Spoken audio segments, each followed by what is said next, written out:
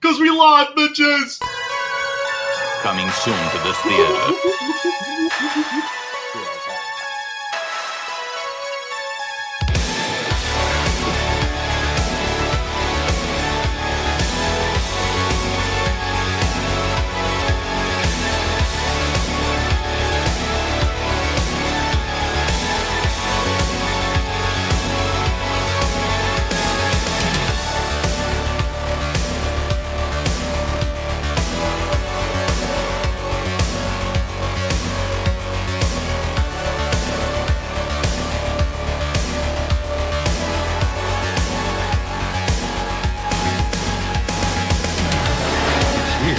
It's alive.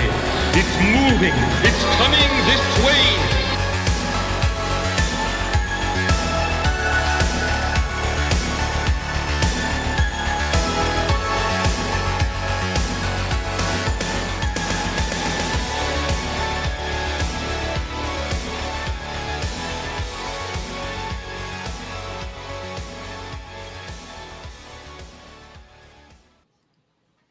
Howdy, everybody. It's me. Yes, I'm back. Back for another episode of the Horror Movie Club. The club where, what do? We talk about horror movies, of course.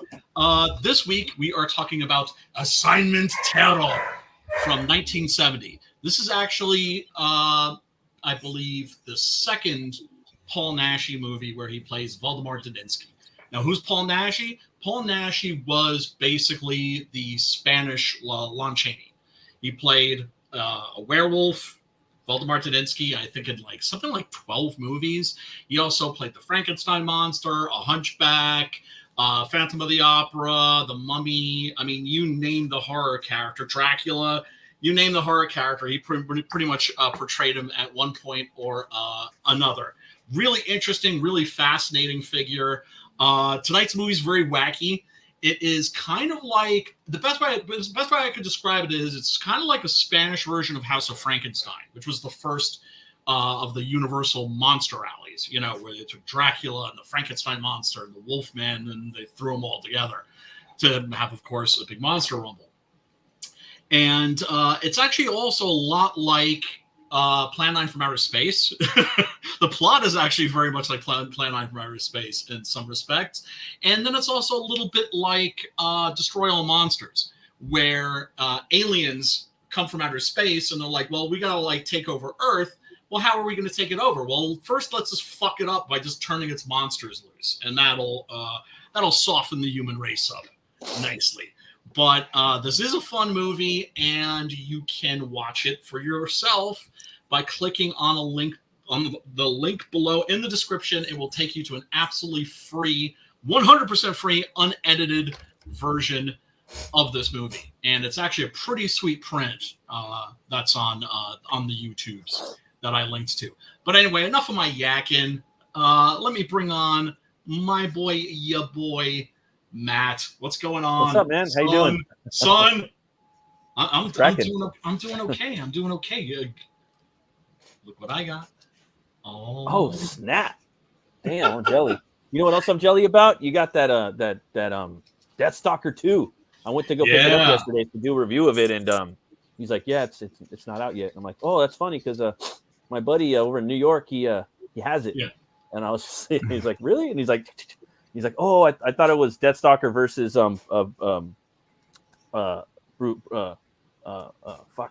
Barbaric." And I'm like, "Oh, I want that too." And then I want the whole 3-parter of that. So yeah, I'm waiting for that one, man. But fuck, you guys. Well, they're doing a Deathstalker Barbaric crossover. Yeah, it's in the same. They actually put Deathstalker in the Barbaric universe, so that's going to be the book that kind of like, you know, announce, or I mean, kind of makes it come to fruition, I guess. Well, but it's in the universe right now. Well, so. Barbaric is awesome, and the Deathstalker comic is awesome. And I told you they had this, and I was just like, do you have this? And you were like, nah. So grab that shit for you. I thought this was just one comic. It's not. The 4, it's right? All 4 issues. Oh wow, yeah, dude. Still sealed. With the trading cards. That's sick, bro. Damn, dude. So Berserker got on that. 4 issues. I'll bounce this in the mail to you tomorrow. And Thanks, brother. then we got my boy Preston. What's up, Preston? Nice shirt. It's one of my favorites. Just like this movie. This is my all-time favorite. You describing it as like our Destroy All Monsters of like the Universal Monsters. That's exactly what this is. It's like the greatest. When I discovered this, I was just searching through Tubi, seeing what kind of cool shit they had, like old stuff. Yeah. And I was like, what the fuck? And it turned out to be like a diamond in the rough. It was so badass. Really rough. Yeah. And then, of course, we got our boy Jeff. What's up, Jeff? Say hi to everybody. Hey, how you doing? Hello, everybody. Hello, interwebs people. Did you watch tonight's movie? Have you seen Assignment Terror by any chance? I have notes. You watched it and you took notes. Well, yeah. I mean, I scribbled down some stuff because I was watching it last night, and then I watched some of it today, and like just before the show, and I'm just like, it's hilarious. Well, it's beautiful. I mean, it's beautiful. It is a diamond in the rough, right? Emphasis on rough. I have to say, I never liked this movie, and it was one of the few movies that they showed of Spanish horror films that they showed on TV when I was a kid, right? Because what kid is not going to want to fucking watch a movie like this that has all like the Universal monsters in it, although they're not the Universal monsters. You'll notice that even the Frankenstein monster, they don't even say Frankenstein; they say kind of Frankenstein. Yeah. Right. And the vampire isn't Dracula, and the werewolf isn't Lawrence Talbot, the Wolfman. It is Valdemar Daninsky. Valdemar Daninsky was the character, the werewolf character that Paul Naschy played in. My God, it's like even I don't know how many movies. I think it was something like 12. And wow. Yeah, and so the that's a lot. This was his second turn as the character, and he actually wrote the script for this. Looked like he was hitting the weights. He looked a little more stockier in this one. Oh, dude! I looked at his back. I was like, damn, that fool's been doing some lats, dude. I was gonna say, like you see him in scenes like this, like especially when they go to find the mummy, and he's wearing this white T-shirt. His arm right in the sleeve, and you're just like, damn, that dude is yoked. Yeah, he's big. Yeah, dude. I know. I like how he shines the flashlight on the one part of the wall that you know is going to give way. All the bricks are lined up. They know how to dig is by using. Yeah, like right there, right where the bricks are fresh. Yes. I got to show something off real quick. Yeah, please. Oh yeah, I got that one. Is that great? Kronos, Vampire Hunter. Yeah. The art in here is insane too. Is it great? Like it's amazing. It's so badass, dude. I know. I have to get every issue of that. Wish they had like an omnibus edition. Yeah, I know, right? they should reprint all those books, dude. Especially with the John Bolton adaptations that they have of the movies in there. Like that has like a pretty good little like I think it's maybe 12-page adaptation of Captain Kronos the Vampire Hunter. One of my favorite movies. One of my top 10. You know, Kronos is probably my third favorite character. I would say number one, of course, is Solomon Kane. Right? Oh, okay. It's not even close, right? It's not even close. Solomon Kane's my favorite fictitious character of all time. And Captain Kronos is like almost like a close second, I would say. He's like way up there. And he's completely different too. He smokes weed, he meditates. The captain. He's into the ladies, you know. He's way different. Doesn't mind having a little stopping to have a little horizontal refreshment with the local ladies. But yeah, no, the thing about Paul Naschy was he was a guy who, when he was a little boy, went to see Frankenstein Meets the Wolfman, which was, for me, when I was a little kid, a life-changing experience. It wasn't particular for him because he saw the poster and he wanted to see it, but they wouldn't let little kids in to see horror movies at that time. And he wanted in. He wasn't going to take no for an answer. And so he would come back to the movie theater every single fucking day and just beg, like, the people there, just please, just let me see this movie. And finally, they were just like, okay, come on. Just, we it's Shawshank Redemption. We got to hook the little brother up. Yeah. So they let him in, and he watched that movie, and it started a lifetime love affair with horror for him. And he ended up being a lot of different things. Like, first he was a soccer player, but then he like fucked up his ankle or something like that, and so there went his soccer career. And so he was like, okay, well, I'll become a weightlifter, not a bodybuilder, a weightlifter. Yeah, right. Power fucking lifter. Yeah, and that's why he's so fucking yoked. And he became like a circus strongman. At another point, he was like a pulp novelist. Like he was like all of these different things. And then, of course, when he got into movies, into motion pictures, he was a writer, he was a producer, he was a director, and of course, also a actor. And, the weird thing about this movie and about all Spanish horror movies in general is that they were made in Spain when Spain was a military dictatorship. That's crazy. Right? You guys know about like the Spanish Civil War, right? Yeah. Only versus the Republicans, I think. Yeah, right? There's a couple of movies that Guillermo del Toro had to do with that were set right then, like Pan's Labyrinth and the Devil's Backbone. Oh, yeah, that's true. Yeah. God, what a great movie. Thing is, technically, even though they were called fascists, Spain, when it was taken over by Generalissimo Francisco Franco, who died in like 1975. So he was in power for like a long ass fucking time, right? Like power. Fucking like 30 years or something. Right.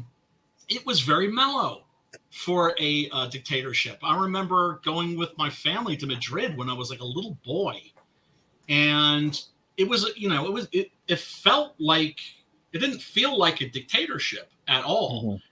Kind of like, with the Iron Curtain, you had, the really gray countries like East Germany, Poland, the places that just really fucking sucked.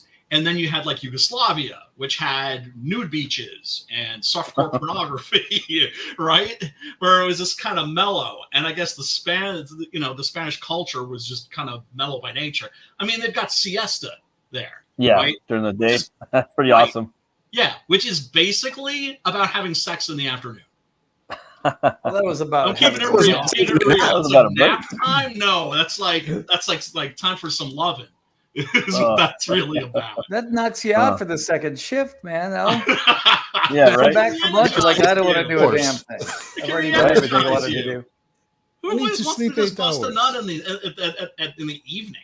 I mean, and I've always been more of a morning guy myself, but a little afternoon delight. I'm more of an anytime guy, to be quite honest. I'm a morning guy too, but like I gotta go in the morning. I gotta leave the house. I gotta ask you one more thing. Did you hear about a movie called Old Henry?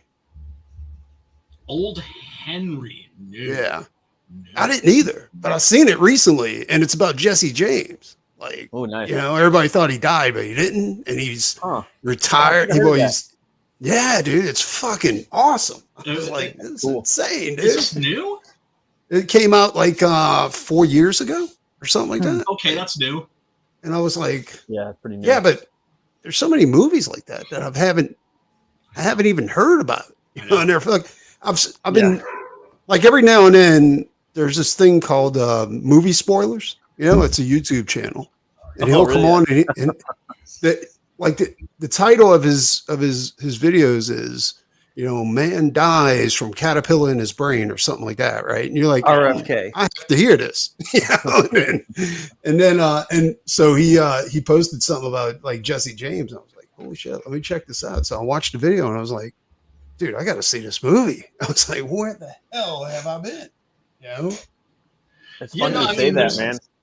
And then there's like so many movies that I just have on my list that just haven't I just haven't gotten around to yet, including movies that I know for sure. It's like I should have seen this a long time ago, but I don't have a good excuse. Like for some reason, I just never get around to watching them.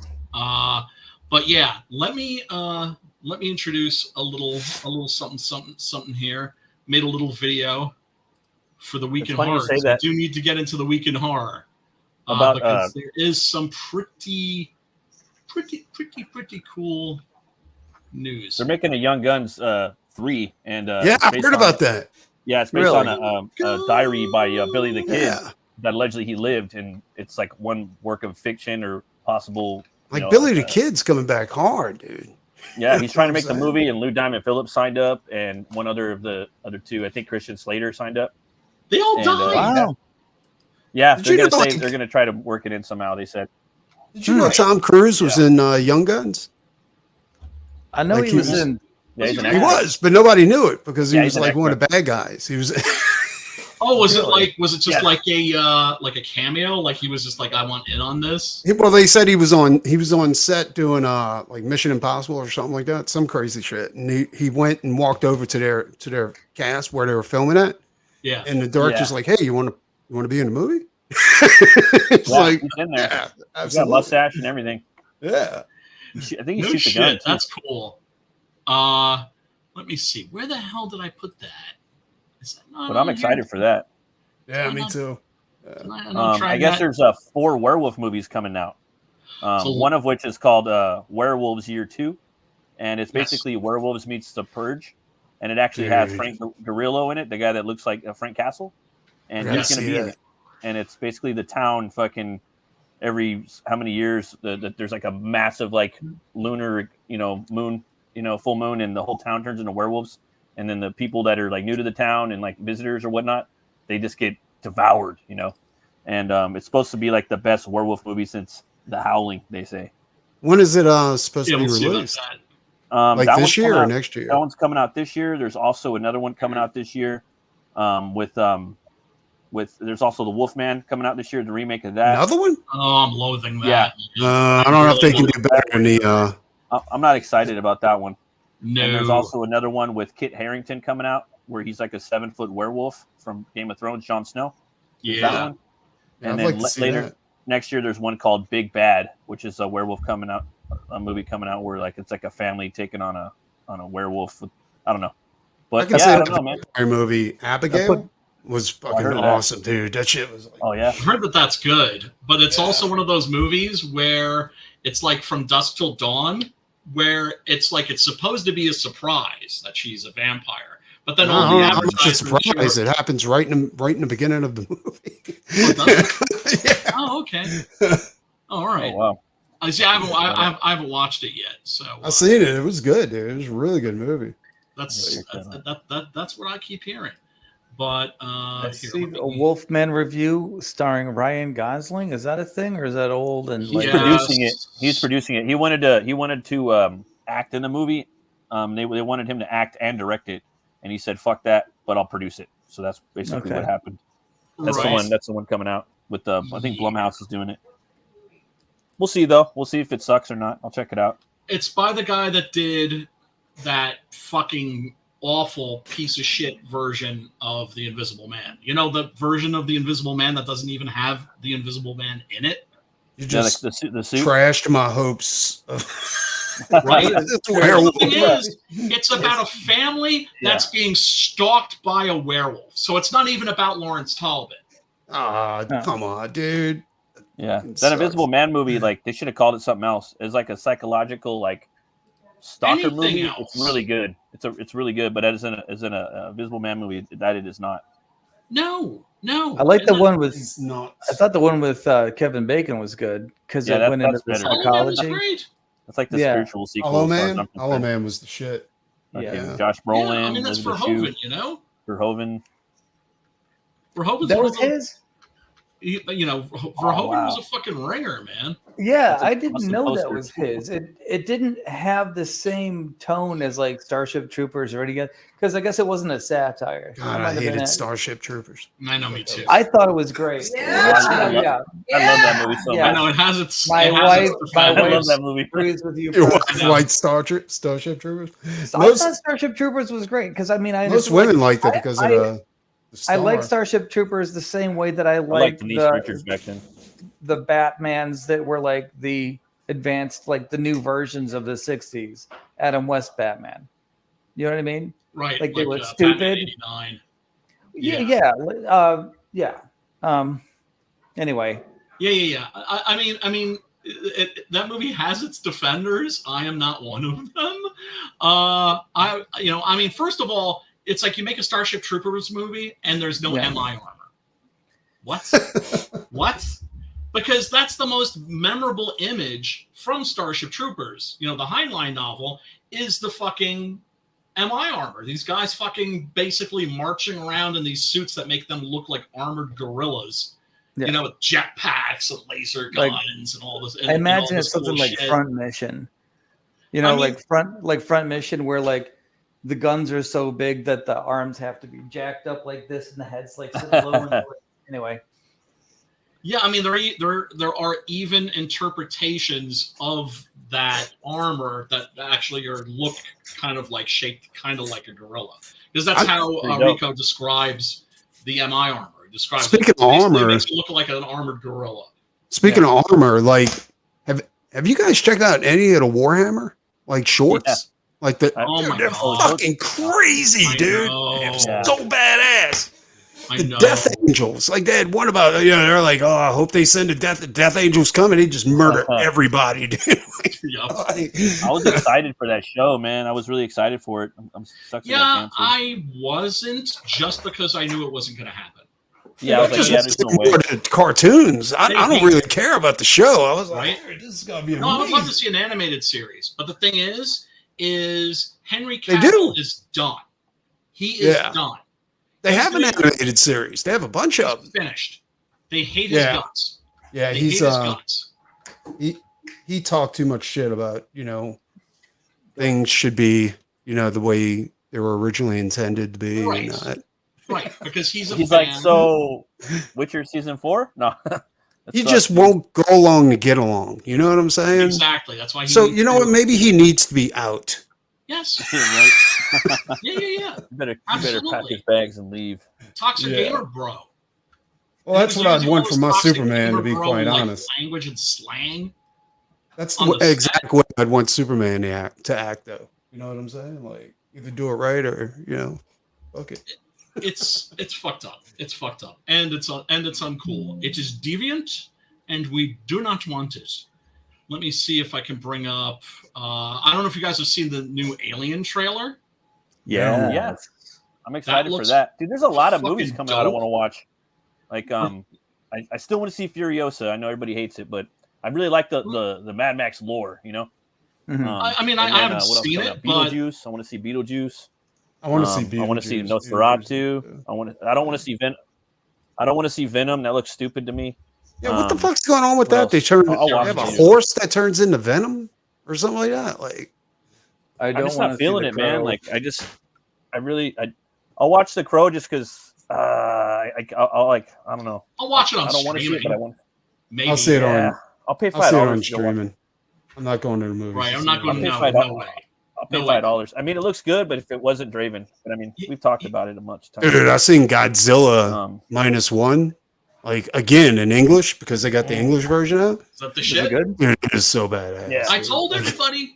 Like, go see it in the fucking theater. Go see that in the fucking theater. Motherfuckers. It blows away like the American Godzilla. And let me ask everybody right now. I want to get everybody's opinion. Like, okay, Godzilla, like King Kong, Godzilla X, whatever, Kong X. So that little gorilla that was on, that was helping King Kong out. Real Kong, yeah. Was that yeah, not maybe. Morty from Rick and Morty? I've never It seen was, Rick and Morty.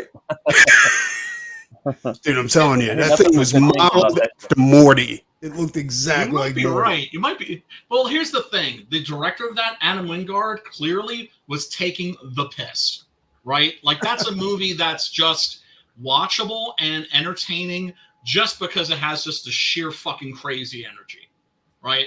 Yep. You know, it just carries, he ain't coming back it either. carries you along. I hated the storyline. The storyline It's was terrible. garbage. It's stupid. I mean, it's Godzilla. It's King Kong versus Godzilla 3.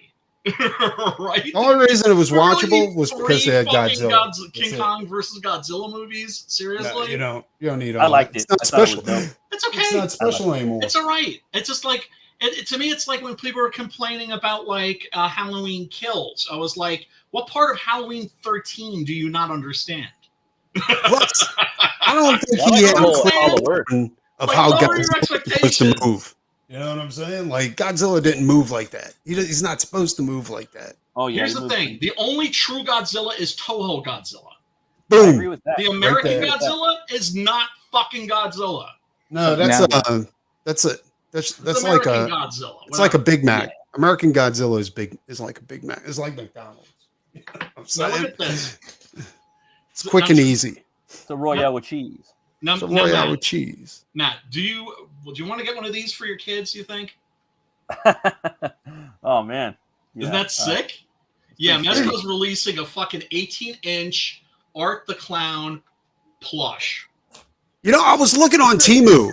That's Right? nice. That Those dirty reminds me of. fingers.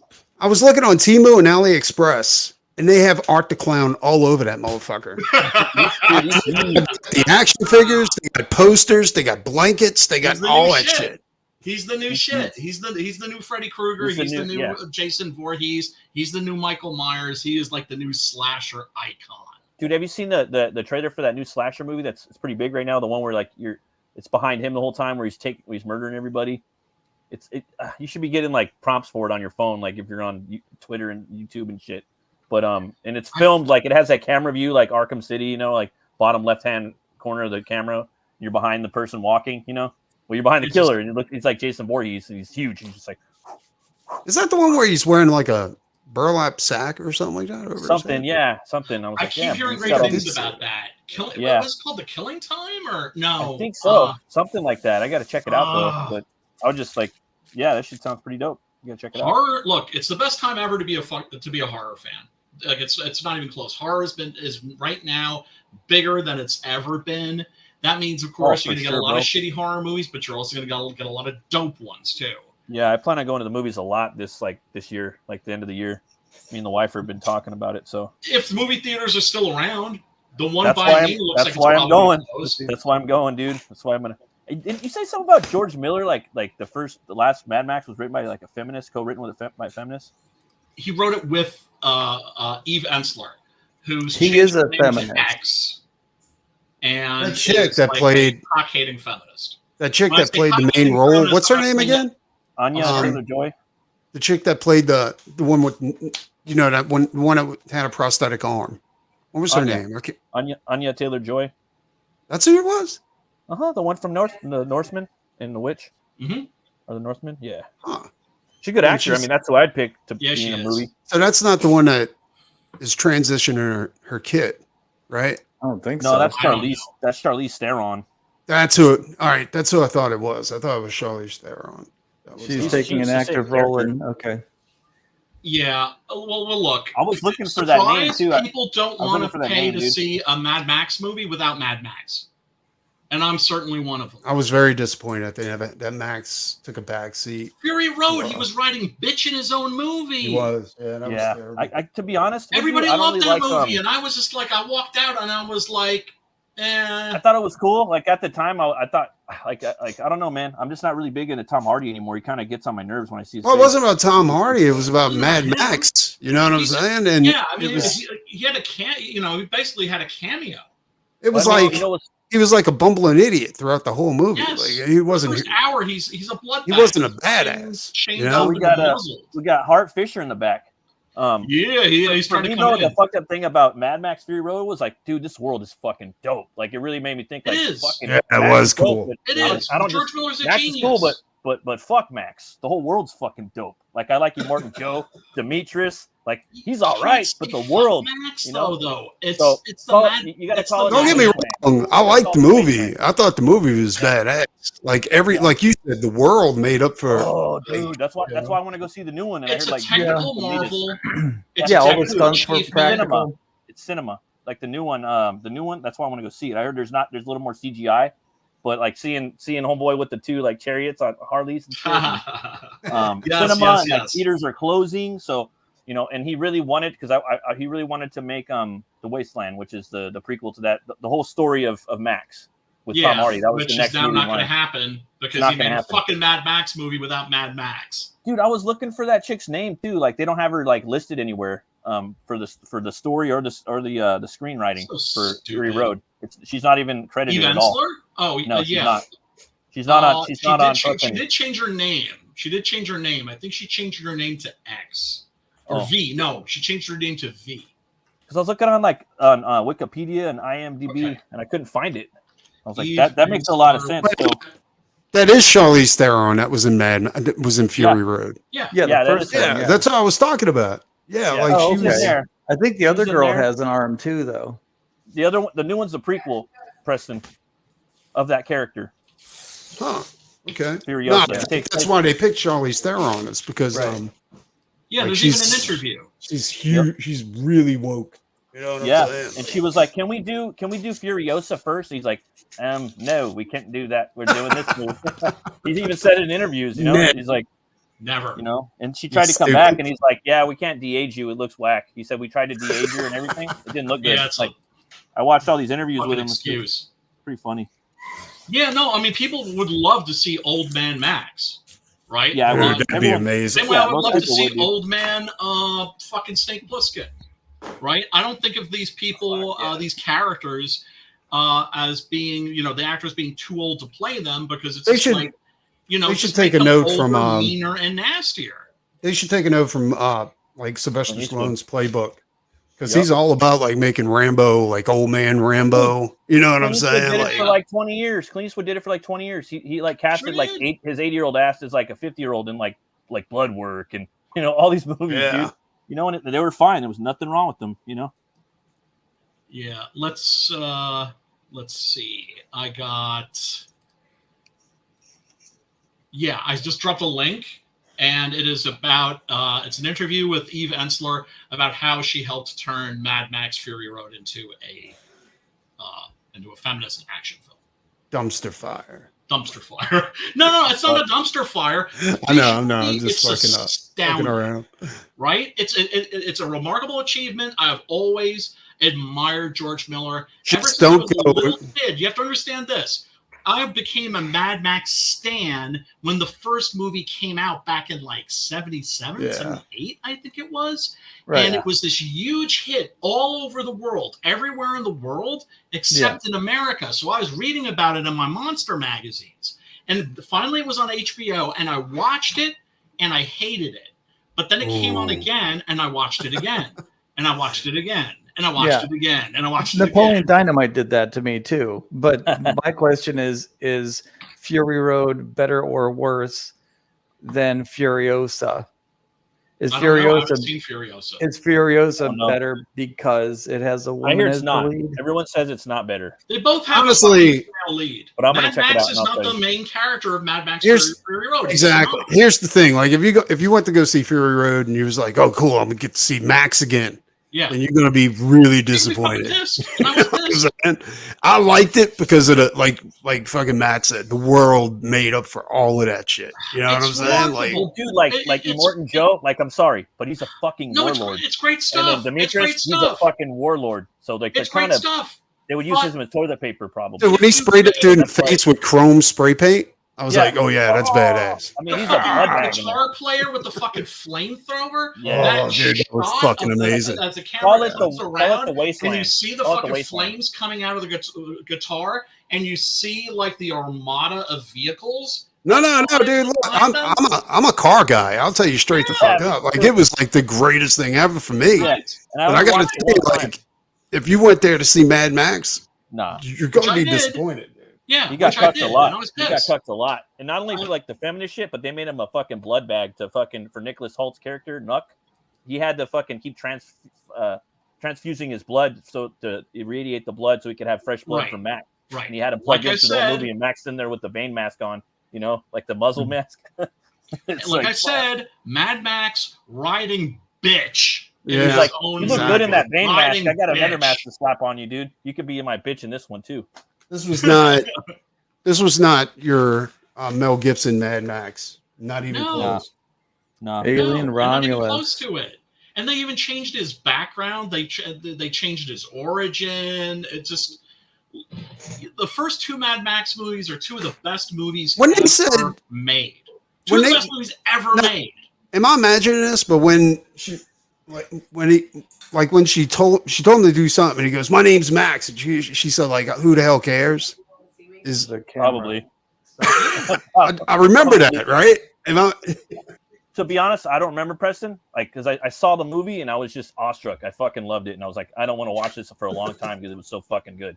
But I was still thinking, like, damn, Max is he's kind of a bitch in this movie. That's all I remember. Was like, Max it's not that I don't appreciate the things. And I was like, why is he so young looking? Yeah. Yeah. And then now they're like, Max is a legend. Max is a legend. Like, there's this theory going around, Max is a legend. In every movie, he's a different person's legend.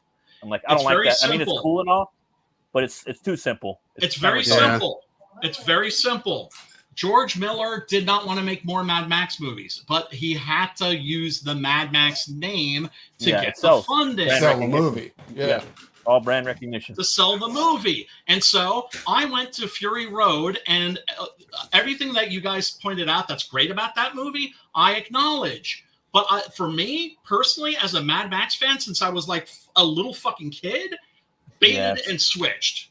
And I do not fucking appreciate that shit. I don't appreciate that. It pisses me off. To me, it was an insult. It was an look. Even when I was a little kid and Beyond Thunderdome came out, I left that theater crestfallen. And it's not a bad movie, but it was a Max in there. Mad Max. You couldn't have you could not have a movie that was as brutal, as ruthless as Mad Max and Mad Max 2 after Mel Gibson became a sex symbol. Yeah. They had to change shit.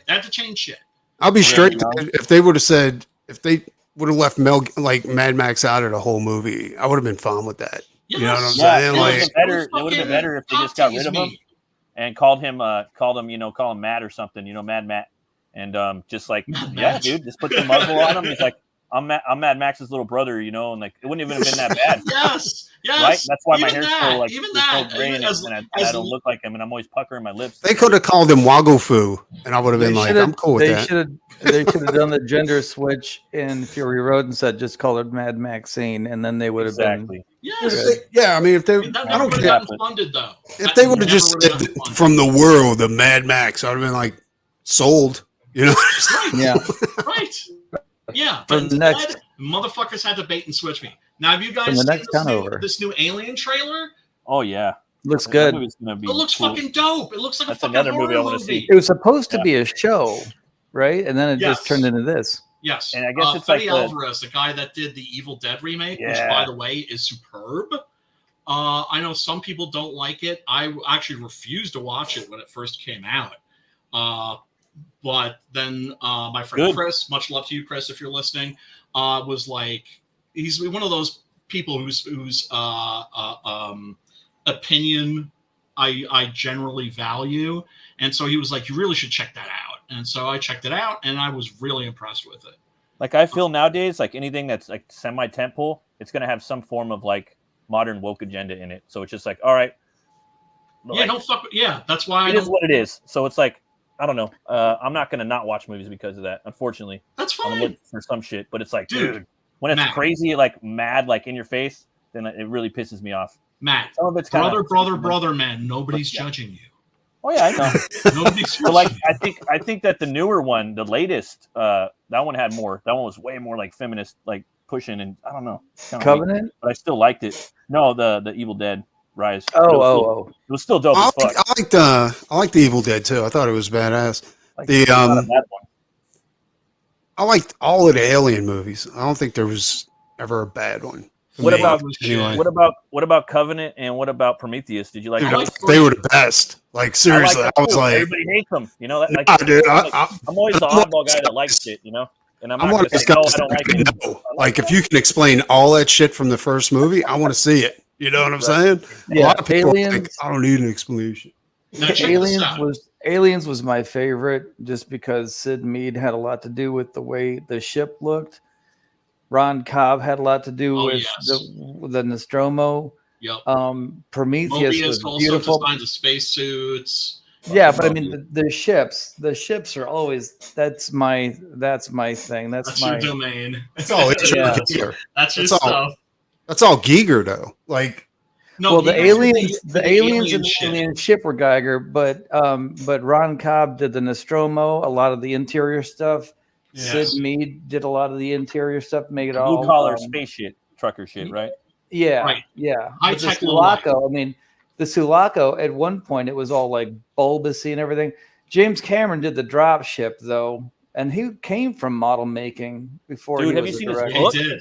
Have you seen his like book, like of all of his artwork from all the movies and everything he's done? Who's doing it? Peter A. DeLuca, aka Pad. Check that guy out. He does cool like comic book and art videos. He's got a YouTube channel. Well, if you look at fuck, dude, it's so cool. He put that book, man. It I don't know when it came out, but it's all of Cameron's like work. He did comic book sequentials. He's a great artist. All the different things that all the Terminator shit, all the alien stuff, you know. Galaxy of Terror, Escape from New York. He did the special effects for those movies. So much, dude. So much shit. Wow. Yep. I love this shot right here. Yeah, the X-ray. That's crazy. Yeah, that's awesome. Fucking creepy as fuck. But it's trying to get out, and that person doesn't look to be in much pain. Enough. They're not in enough pain to drop the X-ray. Like, well, yeah, I'd like to see the rest of the sequence. Is the chest, and then it smash cuts to black. Right. So you're not seeing. You guys see Covenant or Prometheus? Yes. Yeah. I saw Prometheus. I haven't seen Covenant. They're watchable. They're did okay.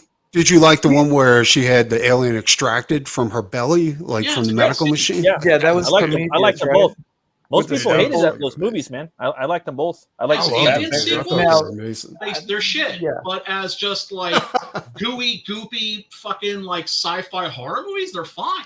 You didn't think it was cool the way they explained everything, though? Like the way they went back and they were like, hey, these are the creators and we were made as weapons. Yeah. Dude, I fucking love that, dude. Like that was great. It was okay. I don't hate on that movie. On either of those movies, I do feel that Prometheus could have lost a half an hour. But pretty much every movie that comes out these days. I would have liked Prometheus. Well, yeah, okay. You couldn't have Prometheus go to LV-426. Right. Because it wasn't they would have had to do the whole thing in spacesuits. Right. So I can see why they had to go to the other planet that was, kind of like in the daytime you could see things. Right. But as far as Covenant goes, I never understood and here's what Matt's talking about. Why is there a gay couple going to a planet to find why? I totally forgot about that, and that goes back to like what I was saying about that too. So much, like, it doesn't make any sense. It's disposable entertainment. It's disposable entertainment. I don't even fucking remember anymore. But it shouldn't be disposable writing. That makes no fucking sense. Yes, exactly. I mean, both of those movies, I thought I enjoyed them for what they were, right? Yeah, and they didn't bait and switch me like fucking George Miller did. Yeah, you broke my heart, George. You broke my heart. It's like, you ready? Childhood you ready heroes. For this? Here you come, Brian. I got it for you right here. Australia. No, I mean, I still admire him and as a filmmaker, but he hurt me. Well, you're not the only one he hurt, man. I know. Anyway, let me run the trailer for tonight's movie, Assignment Terror. Everybody check this out, and you'll see what a monster rally made in Spain during the 1960s in a military dictatorship, like what that would look like and sound like. Dracula jagt Frankenstein. This is Todliches Graven. Yeah, this is the German. Is this public domain? Like a Simon Terror? It might be. I know that I don't know. I know that the Blu-ray rip of this is fucking fantastic. This is one of those movies that seeing it in like a pristine version, like super high def, it really helps the movie. That dude, his posture was like, he needs a bigger role. Yeah, no, I mean, he's some broken down old Spanish dude. Yeah. And he looks like what the experts think we're going to look like after sitting in our office chairs with our smartphones. There he is. He finally figured it out. What up, Art? What's up, Hart? What's going on, what's up, man? Hey guys, good to see you. Let me actually get some audio here. There we go. I'll be able to hear you. Your opinion on Paul Naschy, Mr. Fisher? Paul Naschy is the Vincent Price of Spain. He's a classic actor that did all the Universal monsters. He did the Wolfman, like we play Fury of the Wolfman on American Horrors. He did vampire movies. He did all these great satanic horror films. Paul Naschy and he's also a guy that was involved in instrumental in getting them produced. So he was really good behind the scenes. He was a actor, director, writer, super powerhouse talent. And the funny thing is, he's almost like the John Belushi of horror. If you watch him, he looks like John Belushi. He does. He does not. He's an odd choice for a leading man. He's got an interesting body type, but he's built like that kind of barrel-chested guy, like John Belushi was. You got a big old back. Yeah, and we're gonna take a look at that physique. We're gonna take a look at that physique because it's fucking sick. It's crazy. The dude is fucking yoked. There's Michael Rennie. Michael Rennie, of course, remembered for his role in The Day the Earth Stood Still as the alien Platoon. Yeah, That's right. I remember he looked familiar. Hey, Pretty black cat. Can't get away from me. And the swinging soundtrack. I know. I love this. A lot of those Spanish horror films back then had these really weird, like, is this a James Bond movie soundtrack or what? I know. The look on his face when he gets stabbed in the back, I'm like, okay, that tracks. Oh, he got killed. Is he nutting? Sorry. Yeah, I thought he was nutting at first. I thought he was having an orgasm. Maybe he was nutting. Maybe he was nutting and he got staked at the same time. Now, See, there he is. I have to say that out of all of the Waldemar Daninsky movies, and Hart, I don't know if you have an actual count. I can't remember, but didn't he play Waldemar Daninsky in at least 10 movies, right? You know, I don't know. Some of these movies become a blur after a while. Right. And what's crazy is that there's no continuity. So it's the same character in a new movie. Some of them aren't so great, and like Fury of the Wolfman, not so great. But then some of them are fucking amazing, like the La Noche de Walpurgis. Well, I like the one where he came back. He was his head had been cut off, and he came back from the dead with his witch wife, and that one was really damn good. I can't remember the title for Horror Rises from the Tomb. Yeah, Horror Rises from the Tomb is fantastic, and then there's Vengeance of the Zombies is really good. But Vengeance of the Zombies has that weird James Bond kind of score. I know. The one thing I didn't like he was a great werewolf, and the fight scene in there was fucking amazing. But this makeup, man, it is my least favorite. The nose is the thing that I don't like on here, is that they just put some black paint on his nose. Some of the makeup. Nobody even noticed. You know what? Let me see if I can find a comparison of all of the Waldemar Daninsky makeups.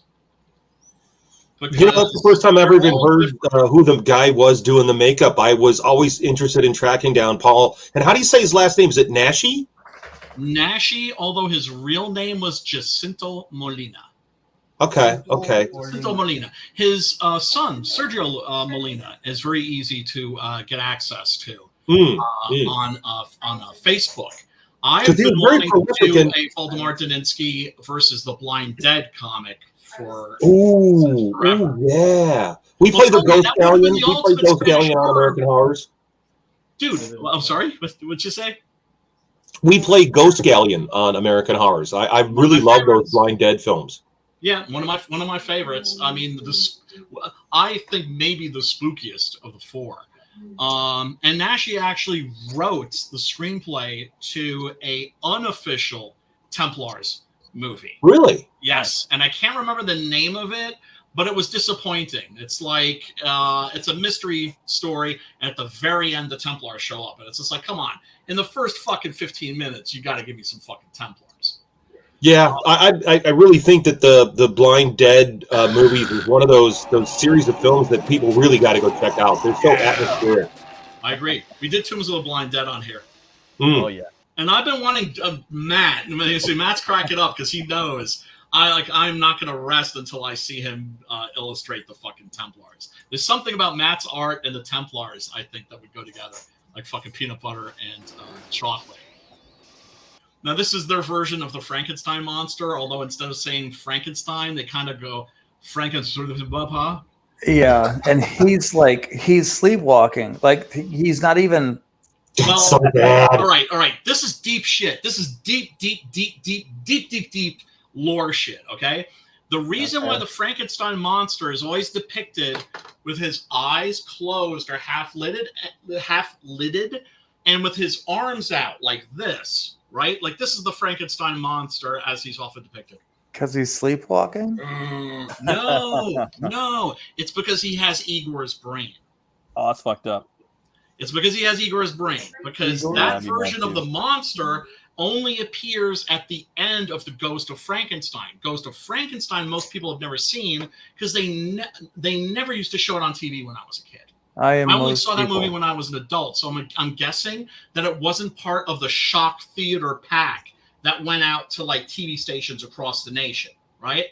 And so what happens is Igor wants his brain transplanted into the body of the monster, and the monster just wants to be dead, right? So he's down for it, and so they put Igor's brain in the monster's body.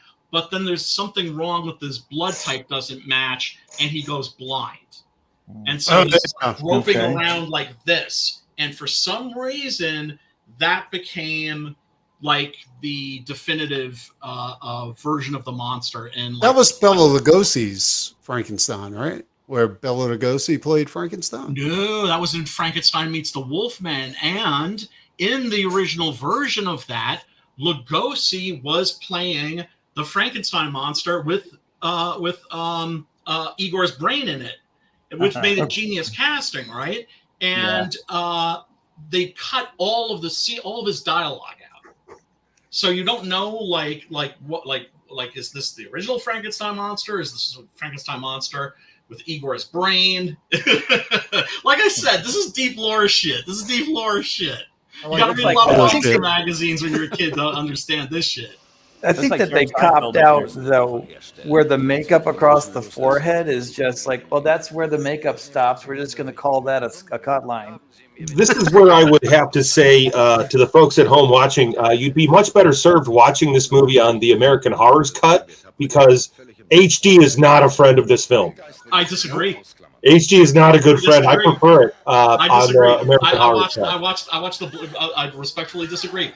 I watched the Blu-ray yesterday, and I have to say it made this movie more entertaining for me. No, I'm a VHS. I like that vibe of the VHS and that analog. I know. I get it. I get it. My boy Chris, who's like 20 years younger than me, is like a VHS guy. Right? I like the VHS too, though. I think 4K ruins a lot of movies. Me too. It takes the magic away. Yeah. It takes the magic away. Not always.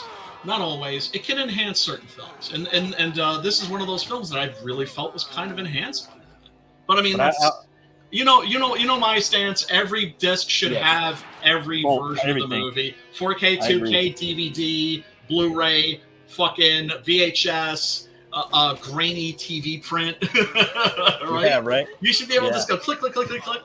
Well, they all have their different value, like the different types of codecs. When I do the programming for American Horrors, like I'm going to jump off of here after a little bit because I'm going to do the programming, and I will try to match the trailer that's going to run before the movie so that the color temperature kind of works with the feature. I make a point of the trailer's got to match and introduce the audience into the film. So I pay close attention to the sound, to what era it was released in, whether it's the VHS, and I really enjoy getting the foreign versions. Like I just the stuff from Australia that I'm going to be able to put on the network. Well, Hunter, you understand the reason. The moment I came to really truly respect you was when I turned on American Horrors and you were showing Cannibal Apocalypse, except it wasn't Cannibal Apocalypse; it was Invasion of the Flesh Hunters. John Saxon, Invasion of the Flesh Hunters. It was the shitty VHS version. That's fucking dope. That's fucking dope. Right? I respected that shit. Or I've got City of the Walking Dead, but I've got the Gates of Hell version. Oh, the version that, all of us in our generation certainly found at the video store and discovered Lucio Fulci, mainly Zombie and that movie. And it's interesting, those are so muddy looking. I just remember that it was the DVDs, the Anchor Bay DVDs that William Lustig came out with in like the early 2000s that took Fulci's reputation from hack to fucking genius. Like, actually, I'll take it further back. Lustig was doing that in the late 90s. Was he really? Yeah, he the Blue Underground stuff was the company he did after Anchor Bay got bought out by the Stars company. And so then he went to Blue Underground, but he was doing that in the 90s. He was doing those remastering and special editions and really brought a lot of love to like the Bava collection, the Fulci collection, Diodato, all these great films, because people see the gore and they get caught up in the gore. But the thing I like about him is the cinematography is unbelievable. The lighting and it's the film stocks that they're using are so lush. And if you're an artist or I'm a painter, and so like I'll look at some things and like what we're looking at now, this image here, it's cold. It's a cold digital image. And I've tried to warm it up, like in my office here, you can see the lighting and stuff. I'm trying to warm it up, but this is cold. Whereas all this Italian stuff, their film stocks are so luscious. The colors are so vibrant and amazing. And now we're left with these really flat HD images that are not really there. And the other thing about film that I will say that people don't understand is every single piece of film is one individual frame of art strung together, right? So when you have digital, the machine is imitating that, and the machine is using math to imitate it. So you're not getting the same thing when you watch film like this, like Assignment Terror. You get this organic thing because every print of the film is different, because each frame is a little different. So it's alive in a way that digital is not. Right. See, that's art's absolutely free. And you can cross that over into anything too, as far as comics and all kinds of shit like that. Like music too. With all these guys that do digital coloring on their books, you're never going to see that art and get to look at the brush stroke. Especially when they used to use like inks, like hand paint each one a comic. Like it was crazy. That shit was fucking gorgeous. I love the movie posters the Italians did for their movies too. Like it was great. Oh yeah, I gotta say, movie posters from that era are way better than what we got now. Absolutely, it's not even incomparable, right? Are you fucking awful? It's so awful. I could buy a house if I was a billionaire and just fill them with fucking spaghettis and look at the advertising for Dune. I mean, you've got so much there to work with Dune, and the advertising is garbage. I know. All the packaging on these things is garbage, but that Assignment Terror, that's evocative. Absolutely.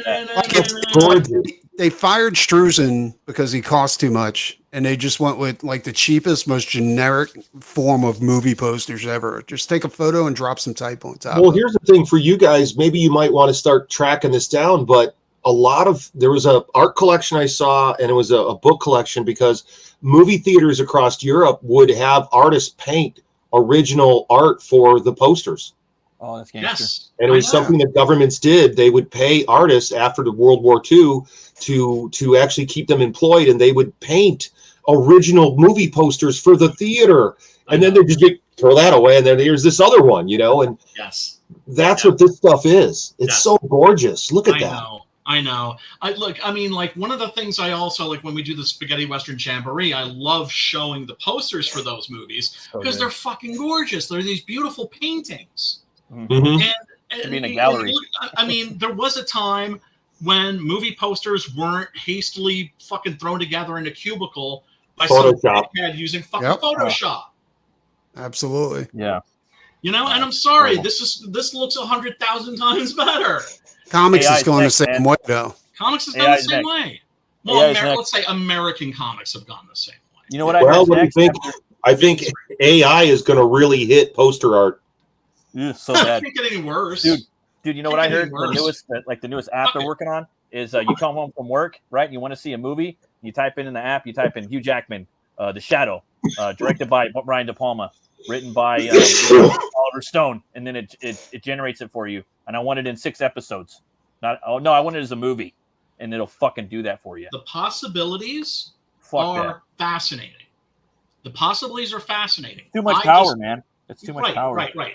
And I think that in many respects, AI is going to become it's becoming too generic, is what it is. We're losing something. I don't think people really realize that. I don't think they do either. No? I don't think they do either. But here's the thing. I don't think you guys have anything to worry about, right? You illustrators, you painters, you artists. I don't think you have anything to worry about. But could AI write a fucking Marvel movie? You'd be surprised. Like that. Yeah, they can. It's good. It's pretty good, some of it. We're using AI at work. But you guys ain't going nowhere.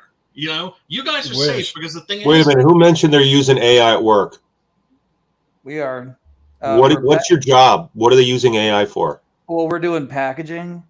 It's a packaging company, so sometimes when a client wants to have like a layout of like this is our store, it's like an immersive type of section. Like if you go into Target and it's like this is where we sell the men's stuff, or this is where the Nintendo section is. Mm-hmm. We'll say, okay, well, show us a rendering of a Samsung display that has this characteristic and this characteristic, and it'll get us to a spot where we can take it from there. And actually, this is how you actually spell Samsung because AI doesn't get it right. So you're using AI as mock-ups, like test sketches, like architectural drawings. Yeah. There's nothing wrong with that. And then, so a guy that he's kind of like at the forefront. He's kind of doing the most experimentation with it. He didn't write. He had AI make a Mario brother, a Donkey Kong storybook for his kid. So it's licensed, so he can't sell it. But there's more room to say, take Donkey Kong and make him do this. But with the other characters, because they're not as well known, he has to specifically go, I want the girl's character to have her hair in a ponytail first, and then so he's got to spend a lot of time describing what he's going to do before he tells it what he wants the story to say. I see what you're saying. So if you can find it easily on the internet. What I'm thinking about AI is where it's going is with the animation or with the creation. It'll be just like a saxophone or a guitar, and it's really up to that person to take that tool or that instrument. Yeah. Or like a writer like Stephen King. I think Stephen King creating an AI animation would be far different than, Ed McGuinness. It would be very different. And I think it's going to be a tool where we'll see a rise of virtuoso operators who really understand how to use the tool. Yes. And they'll be the ones that are the new rock gods. They'll be the new rock stars. Absolutely, 100%. Like when Eddie Van Halen showed up and completely reinvented how you do guitar. And then you had Yngwie Malmsteen show up and completely reinvent guitar. And then you had Jimi Hendrix when he showed up and completely reinvented guitar. And that's what's going to happen. And I work with a ton of musicians and creators and writers and authors. And what this is going to do is it's going to weed out the dummies, and it's going to weed out the less talented. It's going to take those fry cooks at McDonald's off the line because they're already trying to automate all of the fast food restaurants with this type of thing, with automated consumer services, because McDonald's realized that their biggest cost was retraining employees. They couldn't just keep hiring McDonald's teenagers. So they literally set out to figure out how can we make our restaurant so easy to set up and run that a retard could do it. But there was no training. And they literally used that word, retard. They wanted it so that a retarded person could run the shop. And that's why you see on their cash registers, it's pictograms. Yep. Yeah. It's AI now. pictograms. Yes, I know. It's fucked up. It's fucked AI up. is running a lot of businesses now, like just a lot of stuff. Like Yeah, all the stuff on Twitter and at the everything. hospital. At the Everything. hospital in Idiocracy, it was all pictograms. Yeah. yes, Yeah. yes. Yeah. Yeah, like And a also fast food in restaurant. that Was it recent under- film with Matt Damon that was a apocalyptic thing shot by Yeah, Blomkamp. Elysium. Oh, Elysium, yeah. Yeah, Elysium. yeah, that was was the same kind of thing there, where they had pictograms on everything. Right. Yeah, and the ruling class are living on a satellite in space, and then there's the fucking serfs on Earth, and it's just like, oh, you got cancer? Well, sorry, you're gonna die. Well, Kitbash, Like since America. you're actually working Rule with number this one, AI stuff. 6. What do you think about it? Since you actually have experience dealing with this in the consumer area, what do you think of the AI? I don't think it's gonna. I'm 3D, so and it you can describe and it'll try and make a model of a 3D, but it's not articulated. It's totally unusable. You can't animate it. You can't. So it's more like a wireframe stuffed animal with really bad graphics. I'm not too worried about it right now. I think it's some video game companies are using it the same way we were, where it's like, instead of spending time sketching an idea, we want to get to the actual meat and potatoes of making the asset. So if you can get us that far, we're good. It just helps get things. It's speed to market, basically. It's still AI doing it. Is it really basically artificial intelligence though? Like, because if it was really artificial intelligence, there wouldn't be so many lawsuits from artists. Yeah, You know what I'm saying? Like suing these people for fucking plagiarism. Yeah. Well, that's It what you can't guys. create, that's the thing about AI. It can't create something from nothing. And that's exactly what we do. That's exactly what artists do and writers. Right. So We create like something Matt from was nothing. Well, Matt was saying, if it can write a script, if you're going to describe it by using things that already exist. Right. Yeah. If you feed it the scripts of like earlier Marvel movies, here, just make another one of those. In like 2 years, comic books, like right now, it could already make dope ass comic covers and movies. In like 2 years, you're gonna be able. A writer can make a whole comic book. They won't even need a fucking artist. I mean, if I could get rid of the main dudes takeaway like here fucking is Preston, the main not to have takeaway here is, fucking- guys, I is that experimented the with modern a little bit generation, with they it. don't I've give been a playing with some of these. They just want a good story. They just want a good story. They don't give Some a of these fuck. AI I like that art idea. generator They things, don't care. they're a bitch to use. They're not easy to use. I tried some of the AI comic book shit to know what the competition was up to, and they're not easy to use. Well, It's not. in It's its easier to infancy, do it too. with a person. Well, Yeah, it's remember brand this. It's in its infancy, right? Oh, Yeah. And shit moves Oh. so fast So these fast. days. It's gonna be so easy Oh my for God. like just the average dude. Dude, In like 2 years, in like 5 years or less. Oh my god. look at the computer. Yeah, but Idiots. Look what at the happens? What happens when you got AI writing and drawing comics, and they're also like preparing, serving your food, checking you out? Yeah. Yeah. Who's gonna have a job to go ahead and Nobody. put this on? Nobody. You know That's what I'm we're saying? Like, What are you going to do with all these extra people? exactly. Come on, There's a don't lock them up ton with of shit, jobs that are going to be eliminated, and all these people you are going to reach be the sitting on the mosquitoes? unemployment line. Or And You committing knock out the crimes, sun. and then you can Oh wait, lock that's them up what and turn them into somebody human with a lot of livestock. money is doing right now. You buy up all the farmland. Oh wait, someone did that. Same guy. Dr. Doom didn't even do that. You do all that, and there you go. You have everything ready to go. there's going to have to be like a mass, like, expulsion of people. You know what I'm saying? Like, there's got to be like a mass fucking, I don't know, like it's just going to be like Slavery. Well, if you're following the insurance actuary tables, the people that actually, because this country only tells honest truth when it comes down to actual money. yeah. So if you want to know the truth, people are dying. Mm-hmm. People are dying at an Crazy. accelerated A lot. rate, and they're dying in white collar jobs that weren't normal. They're dropping dead of heart attacks. They're dropping dead of cancers. Yeah, they are true. dropping dead of weird stuff. A lot of like weird death, and it's happening to the younger age group. And they definitely decimated the older population during 2020 when they moved sick people into retirement homes. But I'm not going to get into that. Well, I mean, my own mother is a victim of this stuff. My own mother is dead because they delayed her emergency brain surgery by 2.5 months. And then they gave her shitty aftercare. And I was lucky enough to show up at her house and save her life during that time.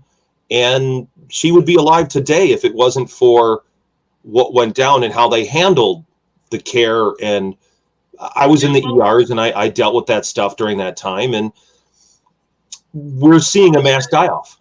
We are living a horror film and we're being distracted by this. Well, I'll be honest, Hart. Like if I was a mad genius, I would find a way to construct some like poison. You know what I'm saying? To go ahead and knock off people slowly, not quickly. Yeah. Get them I need a vehicle to get that poison into people. Weed killer that he puts in their yard. This virus that people, I'd be like, no, if you don't take this poison, like you'll be infected by this virus. And you can't leave your house and you have to wear a mask all the time. Face diapers. You know 2 face diapers. Remember? And I would scare people into taking this poison. Yeah. Yep. Well, look who's dying.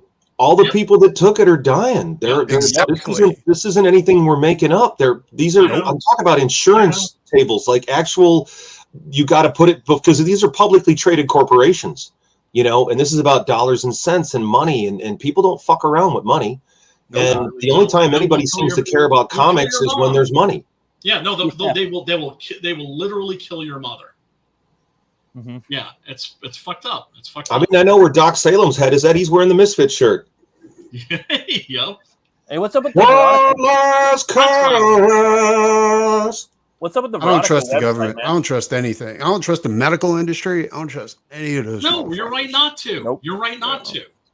Well, guys, at that time that my mother had her brain tumor, my girlfriend's stepmother had her brain tumor. And at the same time, the wife of the director of the best feature at our film festival, she came and she had a brain tumor. And then within that same year, my buddy from Gene the Bells, his son had died of a brain tumor. Jesus Christ. My dad's That's on his 4 fucking people in 1 year, ladies and gentlemen. And I'm just one guy.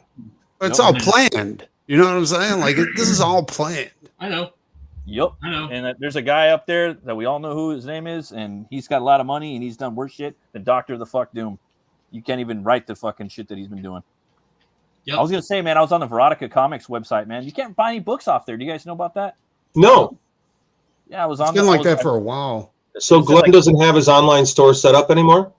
No. It doesn't look like it. Because I was like, I want to go back and get some Veronica. I want some Jaguar. Because I thought that was one of the only ways you could buy his cowboy western, his vampire cowboy thing. Yeah, and I looked for that one. Yeah, and that one's not sold out everywhere. And he's got a Barbarian book. He's got the cowboy western. Yeah, you might be able to get the Blu-ray of that through Cleopatra Records because they're the distributor of it. Oh, what's it called again? What's the name of the movie? The old goth label. Cleopatra is an old goth label and industrial, and the western is I can't remember what it's called. Death Rider in the House of the Vampires. Yeah. Dude. And Glenn directed it. He's in it. I haven't seen it. I did see the Veronica film, and I knew what it was going to be because I worked with Glenn as his editor. So I cut a lot of stuff for Glenn, and I know what he shoots and what he's into. So I feel that I want to see him keep making movies, and I think people should give the guy a bit of a break and let him make some mistakes. Absolutely. I'm totally agreeing with that. Let him go forward. I want to see Glenn make more movies. Yes. And as Glenn's friend, a guy that worked with him all the time, like there was a bunch of us around Glenn that were like, we want to see Glenn move into the next level of his career. And we really felt that would be directing. And he's serious about it now, even though he hasn't, the Veronica movie's not very good. It's cheesy and bad, but it's still kind of fun. I couldn't watch it. It hurt me was too fucking much. horrible. I hate watching my fucking childhood heroes, the heroes of my youth, like faceplant. Do you know what I'm saying? The comic coming out though, dude, with Bisley. You got to learn somehow, dude. You know what I'm saying? Like you got to go make the movies. You got to go make the mistakes. You're not going to get your black belt unless you get out there and fight and tap out. I agree. Plus, It's reasonable. Like the House of Vampires, like Bisley played a huge role in designing all the characters in that. Yeah, he's like the art director, like the movie poster art. He's everything. Well, he did I was going to say Death him Dealer and too. Bisley got a new comic coming out in the summer. It's called Hell Mask, and it's going to be like their new sword and sorcery thing since Death Dealer. And I'm like, fuck, I can't wait. It's gonna Dude, I want to see that. Yeah, dude, it's $6, bro. Like if you know, it's coming out in like August, I think. I can't wait. I'm so fucking amped for it. I can't throw any stones because I'm so far behind on my books. Can't see shit. Everybody is, dude. Oh, behind. Official launch date. Official launch date for the new Six Gun Gorilla campaign is going to be the 26th. Nice. Oh, hey, Brian, I wanted you guys all to know we just made the decision today to re-release the Marvel Can Suck My Cock shirts.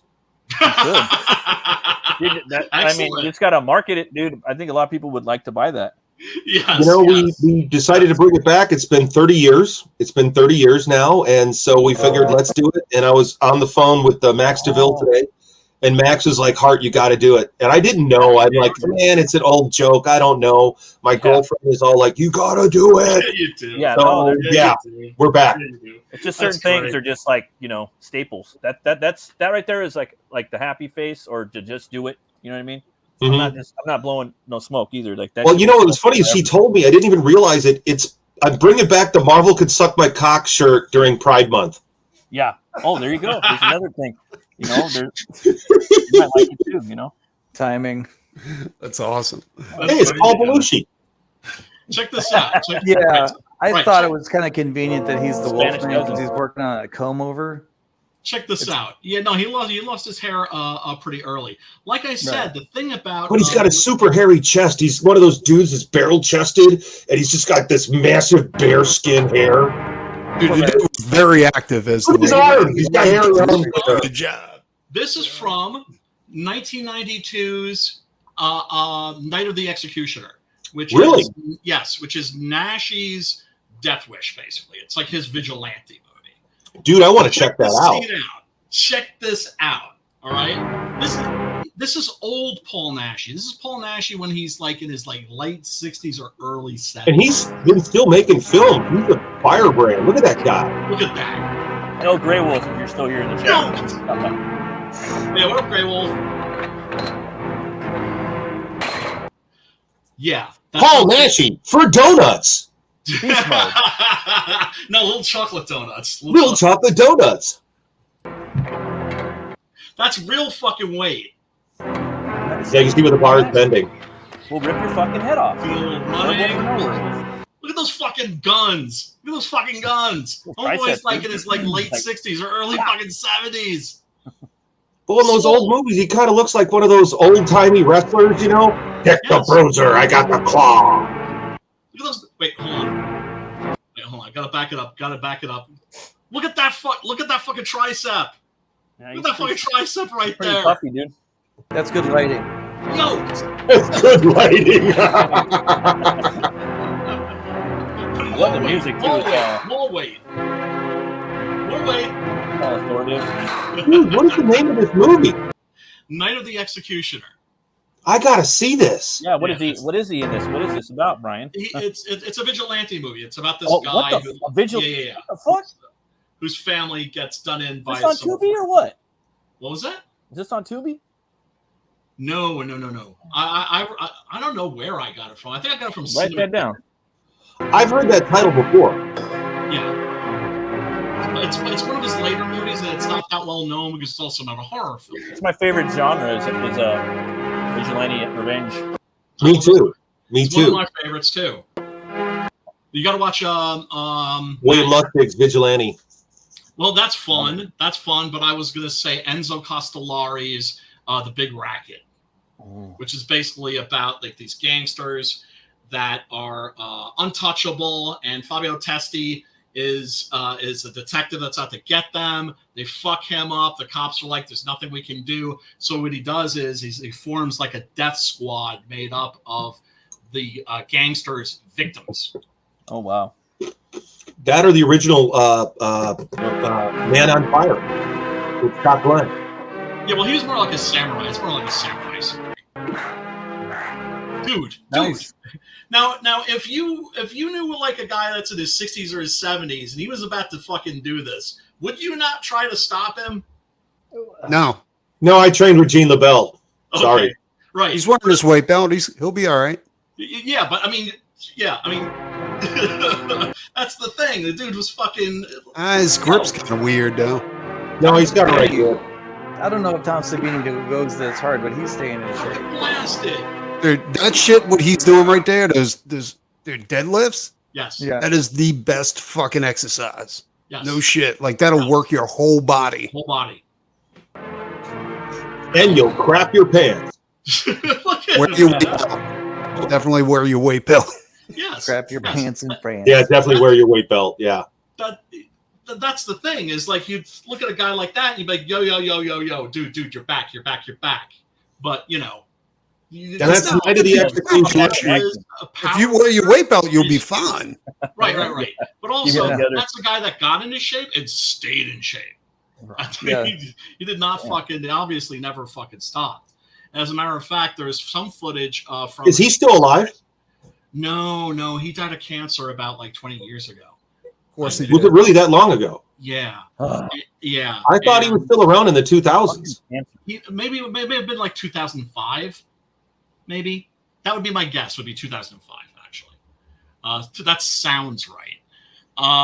So yeah, he's been gone for a while, and he always felt underappreciated by the Spanish film industry. He always felt that, and his films got pirated to death.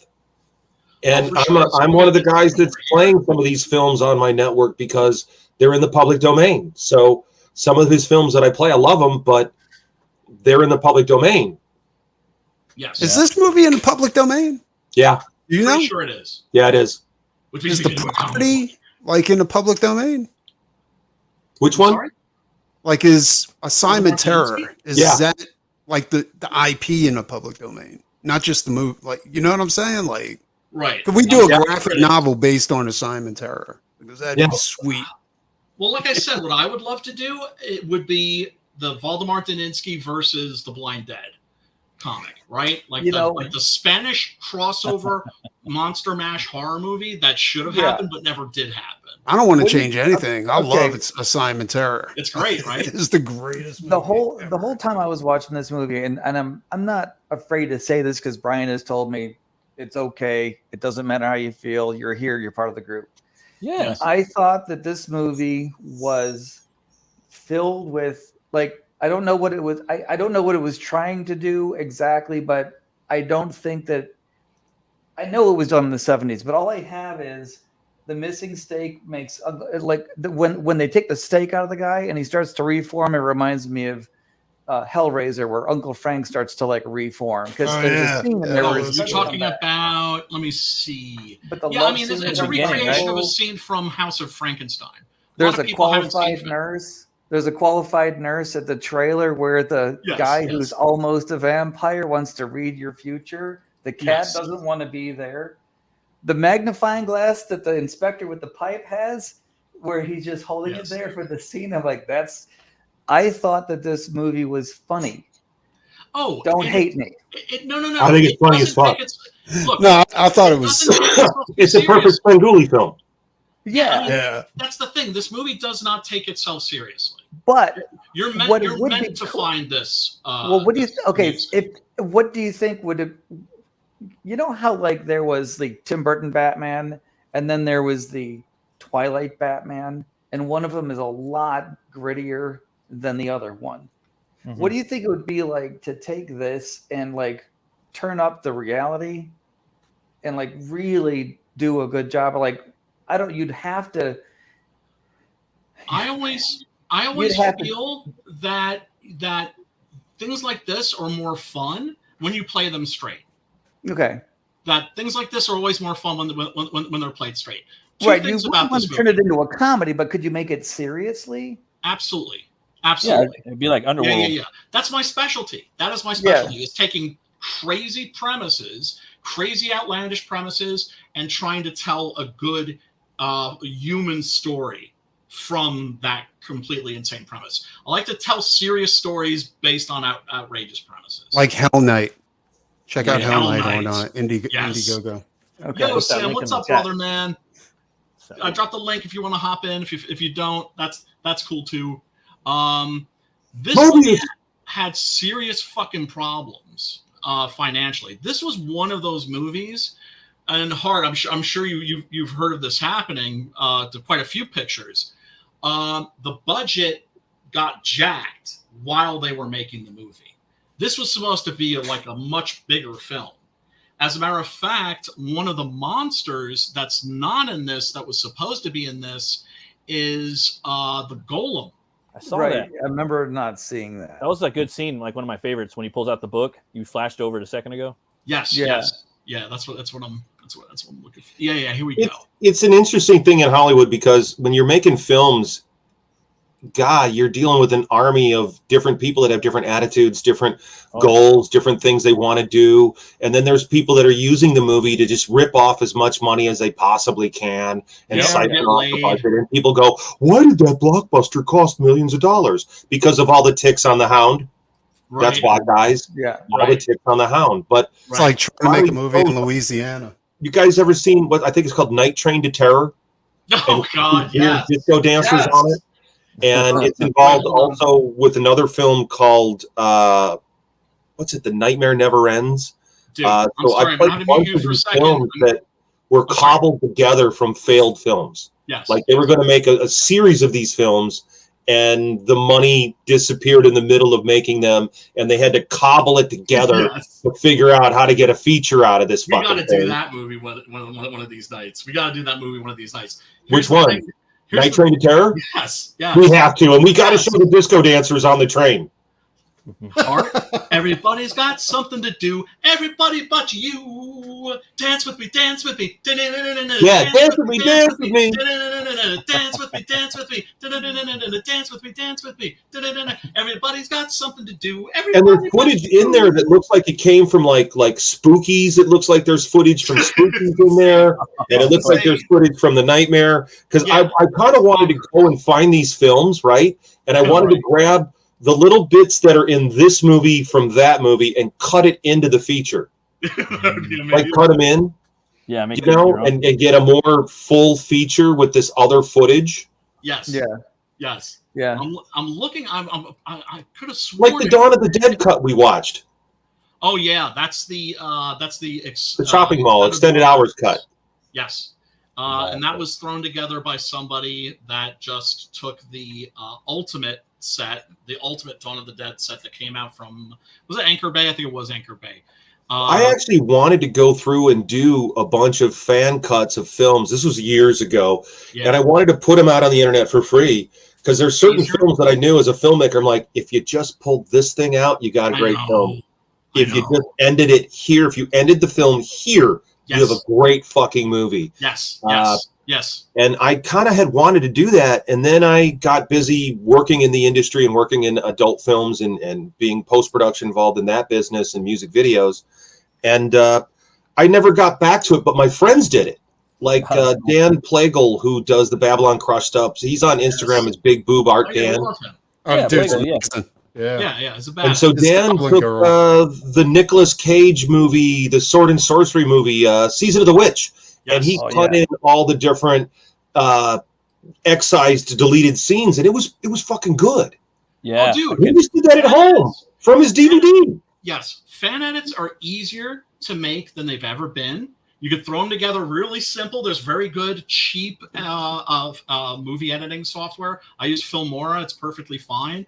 Very intuitive, and there's even a network. You can go to a website that is all about fan edits. That has nothing but links to fan edits, but they have to be really careful, right? Because you can only do it by, I think, file sharing software, right? It's not like there's that you can just click and just download them. Obviously for legal reasons. They're using okay, guys, I'd like to throw this out there to everybody on the panel, anybody at home who's listening.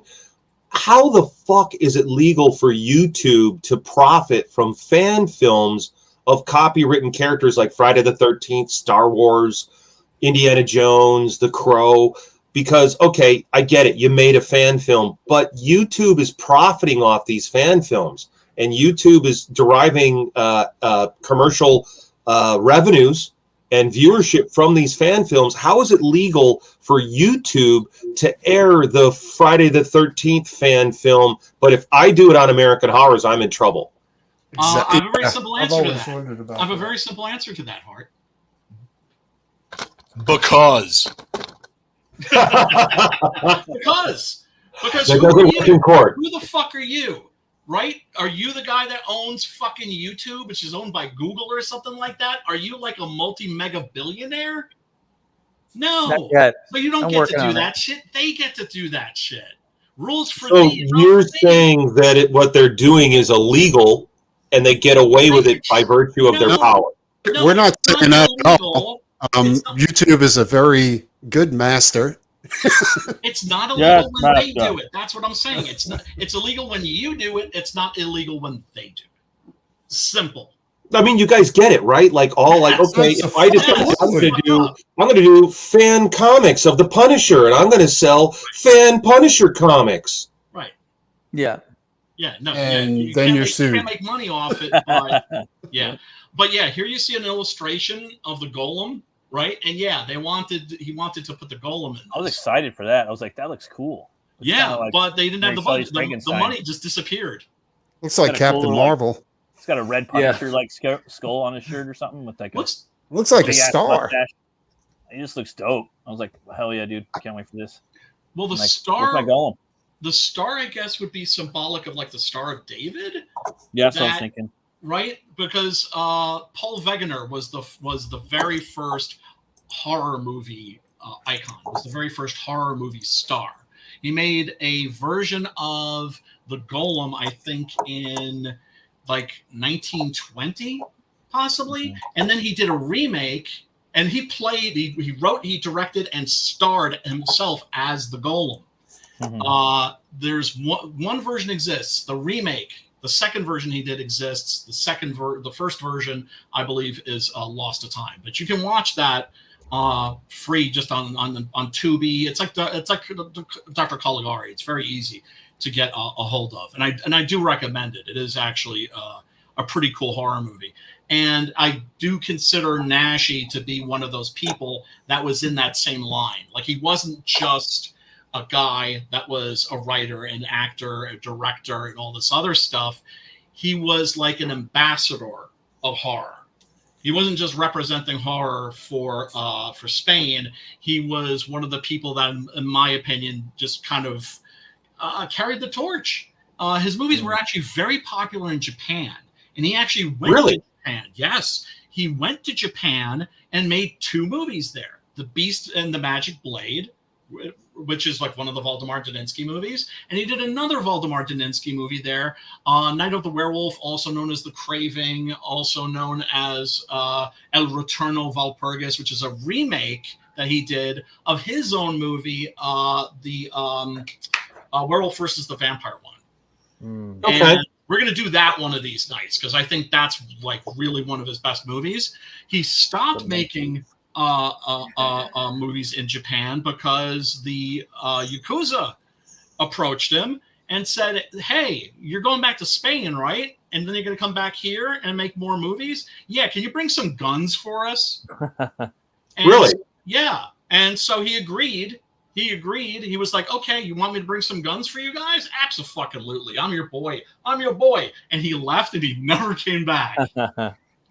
He knew not to say no to these motherfuckers and just split. Yeah. I'll be right back and go get some cigarettes. You got it, man. You got it. My late wife Waka, her family, they were in the Yakuza. Her grandfather was a big figure in the Yakuza in Japan, and her father got out of it when he fell in love with her mom, and he reformed himself and became a pillar of the community.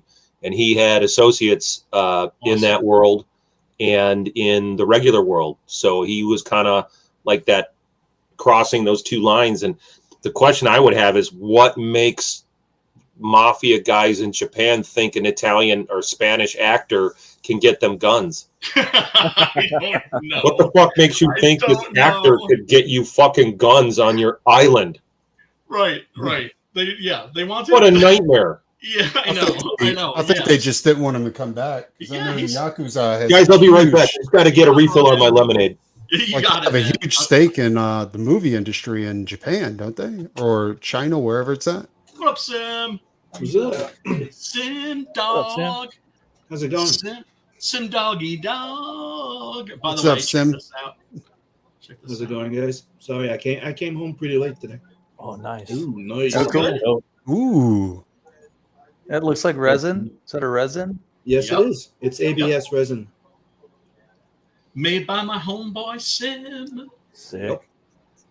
Yeah, actually, can't need to get better. the lighting's not great here, but yeah, as you can see, I'll be yeah. making So more everybody cool who stuff ordered soon. one of these, they were 2 years late. So what I did was I put in not one figurine but 2 figurines, and this is the pimp move: a written apology. Yeah, I came in to the rescue, and I did them in a month. Yeah, you did. Yeah, you did. Yeah, that's why you're my boy. That's why you're my boy. No, those are Dodgers back, dude. Yeah, no, thanks, dude. Same sadly- lines. And sadly, people I are going did to not be able to get get to these watch- on the new campaign. Sadly, I did not get to see that movie yet, but it looks interesting. It's Look, awesome, it's dude. fun. It's fun. Yeah, That's, it is that's what I would definitely. say. Yeah, it's definitely fun. And that's all it's really trying to be. And can I just also say, the chicks in the fucking Spanish horror movies are so fucking hot. God, Yeah, she's the one man. on the. She's the one on the cover, right? Yeah, smoking the chicks in Spanish horror movies are just fucking Somebody has smoking Latina hot. fever. What's up? Oof, caliente, man. Mm-hmm. Yeah. Why do you care? I guess because I'm a woman. I don't know. Right. Yeah, and this, yeah. Then of course, poor Valdemar, man, he gets his ass handed to him, right? Fucking Michael Rennie sends in the fucking Frankenstein monster just to fucking manhandle him. Well, Just right. to fuck him up That's a the little funny bit. thing. He just opens the, and he's really polite. He opens the door and then shuts the door behind him because Yes. Frankenstein Yes. was not Yes. born in a barn. He was born in a lab. Yeah. Labs have doors. Yup. And and then he gets roughed up by the fucking mummy, and then of course he turns into the werewolf, and shit gets real. Shit gets real very, very quickly. Dude, it was the greatest fight scene. Like, it was really, really good. Yeah, well, I mean, one of the things that I find so interesting, also, knowing about who Nashi was and how his love affair with horror started, was watching the scene that is basically a recreation of the scene from Frankenstein Meets the Wolfman that he saw when he was a little boy, that made him a lifetime a horror fan. Wasn't that what's been happened to us? Like you guys, I mean, I discovered comic books at the age of 5 and fell in love, and I love it. And then at a certain age, I discovered martial arts and fell in love and got into that and just went into it. The first thing I ever saw was the first thing that got me excited about martial arts was Chuck Norris. And it was a force of one. No, it was good guys wear black. Good guys. Yeah. Steve through the windshield. Yeah. Christopher Lee did an eye for an eye. You know what got me excited about martial arts was Kung Fu Theater on every Saturday morning. Or was it Sunday? It was Sunday. Because Saturday was cartoon and Sunday was Kung Fu Theater. And Yeah, I they had like the Deadly Chuck Norris Venoms. films. And then I discovered Bruce Lee from the Chuck Norris movies. Yeah. Yeah, for me, it was Bruce Lee, of course, and then of course the Shaw Brothers movies. Because Shaw Brothers, actually. Now, Brian, were you disappointed when you figured out that just because you learn Kung Fu doesn't mean that you can levitate? Or climb walls? Or I just go. yeah. That's I'm sorry, what school did you go to? You guys can't levitate? Trying to do like coach, You guys. you realize that your fingers are not teeth and they can't go in somebody. It was, You can't just walk across the room, little? I was like, dude, totally learn the Manus style. Going to be a fucking praying mantis. Be awesome. Yeah, I know. Yeah, I mean, I fucked around with a little bit of Hungar. That's about as far as I got into Kung Fu. Tiger style. Right? Well, the whole tiger style thing is about grabbing people when they're coming at you and pulling them and getting them off. I know that now, but back then, I thought top of that dick. you're actually going to be a tiger. You know what I'm saying? You're about to go down with some tiger dick style. Well, when you understand when you understand that the Chopsaki movies, the Shaw Brothers movies, those kung fu movies, when you understand that those were the direct descendants of the Peking opera, it all starts to make sense. They used to do the shit on stage. Well, that's what Jackie Chan was trained as. He was trained to be in the Peking opera, him and Sammo Hung. And it was also the same with Bruce Lee. Bruce Lee was the child of a major acting couple that were involved in the theater, right? Yeah. And weren't they part of the Peking opera? Yeah. Yes. And, he didn't grow up in the Peking opera. No, he didn't grow up in it, but his folks were entertainers involved in that, and he was the problem child. Yes. And most people don't know that Bruce Lee was a major dancer in when he was living in China. Dancing. Specifically, it was the cha-cha. Yeah. Right. Yeah, he was a cha-cha dancer. Cha-cha-cha. would teach it. But yeah, the training that that those guys got, those kids got in the Peking opera nowadays would be considered felony child abuse. Oh, without a doubt, man. Even, I don't know, different dojos have different stuff, and... But it wasn't just a dojo. That's the thing. They would train them to be actors, singers. They would have classes all day. So it's like, for an hour, you're going to do kung fu. For an hour, you're going to do acting. For an hour, you're going to do singing. And if you knew what the Shaolin monks put those kids through, you'd be fucking... Dude, it's 2024 now. Expecting a kid to know how to cook, it's child abuse now. Right? Everything's child abuse now. It's not going to do the Ricada thing. One of my friends was training with a Taekwondo instructor in Chicago, and this was back in the 80s. And this guy, you would throw out your sidekick, and you'd hold your sidekick out as long as you could. Then he'd come over with a pole that had a pin on the end of it and put it under your leg. And see how long you could hold that fucking kick up. Yep. And that guy, I believe, got charged with abusing his students and using the students without paying them and stuff. And it was a thing. And I don't know, when you get into martial arts, there are some shady characters in there that are going to use it to take advantage of people and, use your ignorance against you. Where I trained in Taekwondo, and I trained with Wushu guys, and I trained with Muay Thai guys, and then I went to Gokors and I trained with combat Sambo and Russian Sambo and Judo and Jiu-Jitsu and Muay Thai, and it was all just like learning. Mark, when you going into your dojos and stuff like that, did anybody complain because they got kicked in the face? Some people did. No way. Some people did. Actually, I broke my ankle training at Gokors, and I had rolled my foot in the mat. I was fighting with a friend of mine, Tony. His nickname's Armenian Superman, if that gives you an idea of this muscle pit full of a human being. And I'm fighting with him, and we're doing stand up and takedown. And we've been going for a little bit, and I decided, he was spinning around, and I'm like, I'm going to whack him in the back of the head, and then I'm going to say I'm done. And as I whacked him in the back of the head, I rolled my ankle. The ankle popped. I went down. He was spinning to come up with a kick. His knee come up, got me right in the face. And the pop of my ankle breaking sounded like a gunshot. So everybody in this dojo turned to see, what the fuck? And they thought my face got caved in from the knee to the face. They thought that was your skull. But it was the ankle. I thought that was your skull. I didn't know that was allowed. My cheekbone got caved in. And we had a guy from this was in Hollywood. So there was a guy a doctor from the local hospital down the street. We were at the Sunset City Planner, and he got me into the ER. He got me right through. He got me past all the bullshit and got me treated right away. And during treatment, he's like, "So, this is a once in a while accident, right?" And I'm like, "No, No, the level that you're training with, these people are killers. Absolutely. Yeah. These people are killers. It's normal. It's going to happen. Absolutely. And I never came back. When I trained that, It reminds me of a I story. trained that, it was regular to get punched in the face. You come home with a black eye, a bloody nose, all kind. But you signed up for that. You know what I'm saying? Like that's what you signed up for. Dude, But it's a good thing I'm not a cheaty guy because my girlfriends back then, I had scratches on my neck. I had fingertip bruises on my arm. I had bruises on me, and I'm like, I don't know how I got that. I'd have went to the leather bar and got on my face. Got a little rough with like some like leather daddies. It reminds me of a funny story where it was one of those like, hey, Don't get me started about the gay rave. I'll do a round kick and I won't touch you. Don't move. I won't touch you.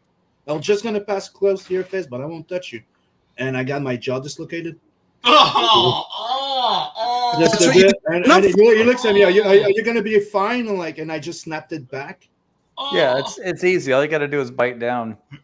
Every practice, I would break my toe. You bite down my middle toe. It never healed. It would You always kept snap. breaking your toe doing what? Just fucking like grappling with people on the ground. You'd put leverage on that foot to go ahead and push them over. A lot of people have broken their toes on those mats. The lead singer of Society One, Matt Zane. Matt's first day to go do jujitsu, he went to go out on the mat and he rolled his toe on the mat and broke it really bad. And then if you guys go online, you could see there's a band I did music videos for, the Tattooed Millionaires. And this one involves a dominatrix, and we shot it at the dojo. We shot it there. And so she's like got them on leashes and shit, and they're in leather harnesses. And right on the very first fucking take, Johnny, the lead singer, goes to lunge forward, and he broke his toe. Yep. On the mat. Every time. And I wouldn't miss practice. So, it takes more than a week for your toe to heal. And it would just start to mend, and I'd snap it all over again. Like, well, I've broken my pinky toes a lot. Oof. It was always my middle toe. I don't know why. But it was I've broken my ankles several times. I've had my ankles broken several times. I've had my rib. I've got a nice calcium deposit on my rib from a knee to the rib from a dude that was like 6'4", 250 pounds. Yep. Now, see, with martial arts, I've never sparred with somebody except in HEMA. So the only time I've ever actually had a martial arts spar with somebody has been with swords. We use these steel feather swords, right? So they have like bend to them. Mm-hmm. You know what I mean? Like they're not wobbly, but it's a blunt. They have flex. Like they flex. Yeah.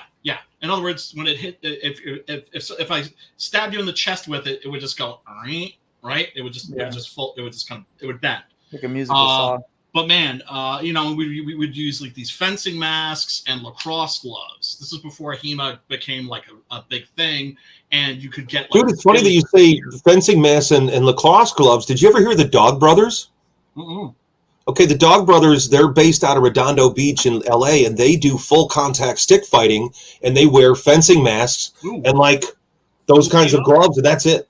Like Kali? Yeah. Interesting. Yeah, Kali, Eskrima. Yeah, I mean, and they do that full contact. I saw a dude get his kneecap split in half. Oh, ow. Wow. Ow. Worst injury I ever got in HEMA was that like I said, the gloves that we had weren't very good. They were just like lacrosse gloves, and it would like protect the thumb. But then I remember getting hit like just right on the side of my thumb in the one spot that's like not protected, and it's just my thumb just fucking. The sensei we had, like he studied overseas, and when he started teaching in America, like he decided he wasn't holding back. Like he was going to train people here, like he was trained over there. And dude, it was fucking brutal. You know what I'm saying? Like well, I mean, that's how it was for me, man. Doc Salem, that's how it was. My first instructor was from Korea. He was from the South Korean Army demonstration team. Yeah, and he would sit over us and he would watch us and he'd be like, "That's what I like. I like my students to be vicious." You know? No shit, dude. It was so fucking awesome. Was it? It was like a professor thing, because that's the thing also about martial arts. You have to know what it's like to get hit. Yeah. Why would you go to fight class and not want to get hit? That's fucking retarded. Yes. That was one of the best things about Gokor and Gene the Bell's class is that Gokors and Genes, when they taught you moves, they're like, okay, guys, who wants to feel this? They show you the move, and they're like, okay, guys, come out. Who wants to feel this? Because how do you know what you're doing if you haven't felt it? Yes. Exactly. How are you not going to injure your partner if you don't know when that heel hook is going to fucking snap his knee? Right. Or when you're doing small joint locks, you know what I'm saying? Like, you got to know, like, where's the point of no return on that kind of shit. That was always the fun part. Okay, guys, who wants to feel this? Yeah. Oh, dude. Okay, all right, fuck. If he started the class and he was like, okay, like there's more than a few times. It's like, Preston, you're going to be the person I'm playing with tonight. Get over here and we're going to show up. Dude, you knew you were in for a fun night. He's a demonstration dummy. Exactly. Oh my God. Yeah, man. Then you just hope that the sensei just has mercy on you. Oh no, there was no You're mercy. effectively his This bitch fucking at that moment. this, dude. No, what you're hoping the motherfucker don't break you. Exactly. You're going to get hurt. You can count on the hurt part. You don't die. Yeah. Oh no, you're gonna get hurt. There was a guy like they were using for throws, and for the whole class they were throwing this motherfucker. At the end of the class, he was like, "Sensei," he was like, "I got a problem." And he was like, "What's the matter?" He was like, "I can't move my arm." He had his arm dislocated at some point. Oh my God. Yeah, he's getting fucking thrown. But the thing with jujitsu is not real. It's a fighting style, but it's also about like working the joints, like to fix the joints. You know what I'm saying? So he was able to push it back in place. Yeah. It's about joint manipulation. Exactly. Right, Joint manipulation. Yeah. Well, I mean, jiu-jitsu is taken off because it's like, well, most fights, let's face it, and this was even like in medieval sword fights between knights, most of those fights ended up on the ground. That's the nature this is of traditional jiu-jitsu. This That's isn't Brazilian. exactly where jiu-jitsu came from, was to be able to take that samurai guy in his armor and use his joints against him, because that's what you're doing. You're using mechanics. It's not brute force. You're using it's a chess match. Mechanics.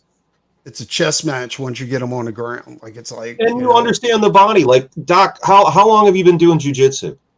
I quit. I quit like when I was in my mid 30s. I started when I was in my early 30s. I'm late 20s, early 30s, and then I quit around 36 or something like that. You know, so I got involved with Gokor in '96, and then I haven't really been able to train with anybody since I moved here in Wisconsin in 2015. So that's great, dude. Like, I mean, look, when you were training, like at the end of the class, when they were like, did they have you guys fight each other for like 15 minutes, you know, and then every 5 minutes you'd have to switch up with somebody. You'd be in the center of the circle, and they'd keep after every like 60 seconds or 2 minutes, new guy. One was, we would, they had two things. One night we had the fight suit, right? And it was this big burlap suit that the head of the class would get in. And dude, let me tell you something. It sounds weird, but when you get hit with this thing, it never had it just had nubs. When he hit you, it just had nubs. But it was hardened burlap, right? Ow. And when he hits you, it would tear skin off of your fucking body, you know?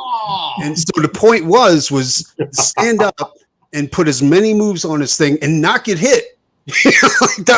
But dude, you know, that opened my eyes of how many people like actually were in the class and could not fucking fight. Like they were like brown and fucking purple belts, but they like in the middle of getting like nailed in the face like 20 times, they were like, okay, I had enough. And the sensei's like, you still got 2 more minutes, dude. Like, you're not getting out of that. You still have 2 more minutes. Well, I mean, that's the interesting thing about martial arts, right? Is there's the muscle memory thing. That's what kata is for, right? Well, there's also the thing about like doing katas for years and years and years, and then once you actually have an opponent. Well, here's the thing, though. Like, oh shit, I don't know nothing. You have to learn how. You have to know how to street fight too. Like, it's not all about technique. Like, you have to learn how to duck and dodge and fucking get in there and be vicious. You know, like a lot of these guys. It was obvious to me, like none of these motherfuckers had ever been in a real fight in the real world. Right. You know what I'm saying? Like, yeah. I mean, like I said, I've never been in a real fight.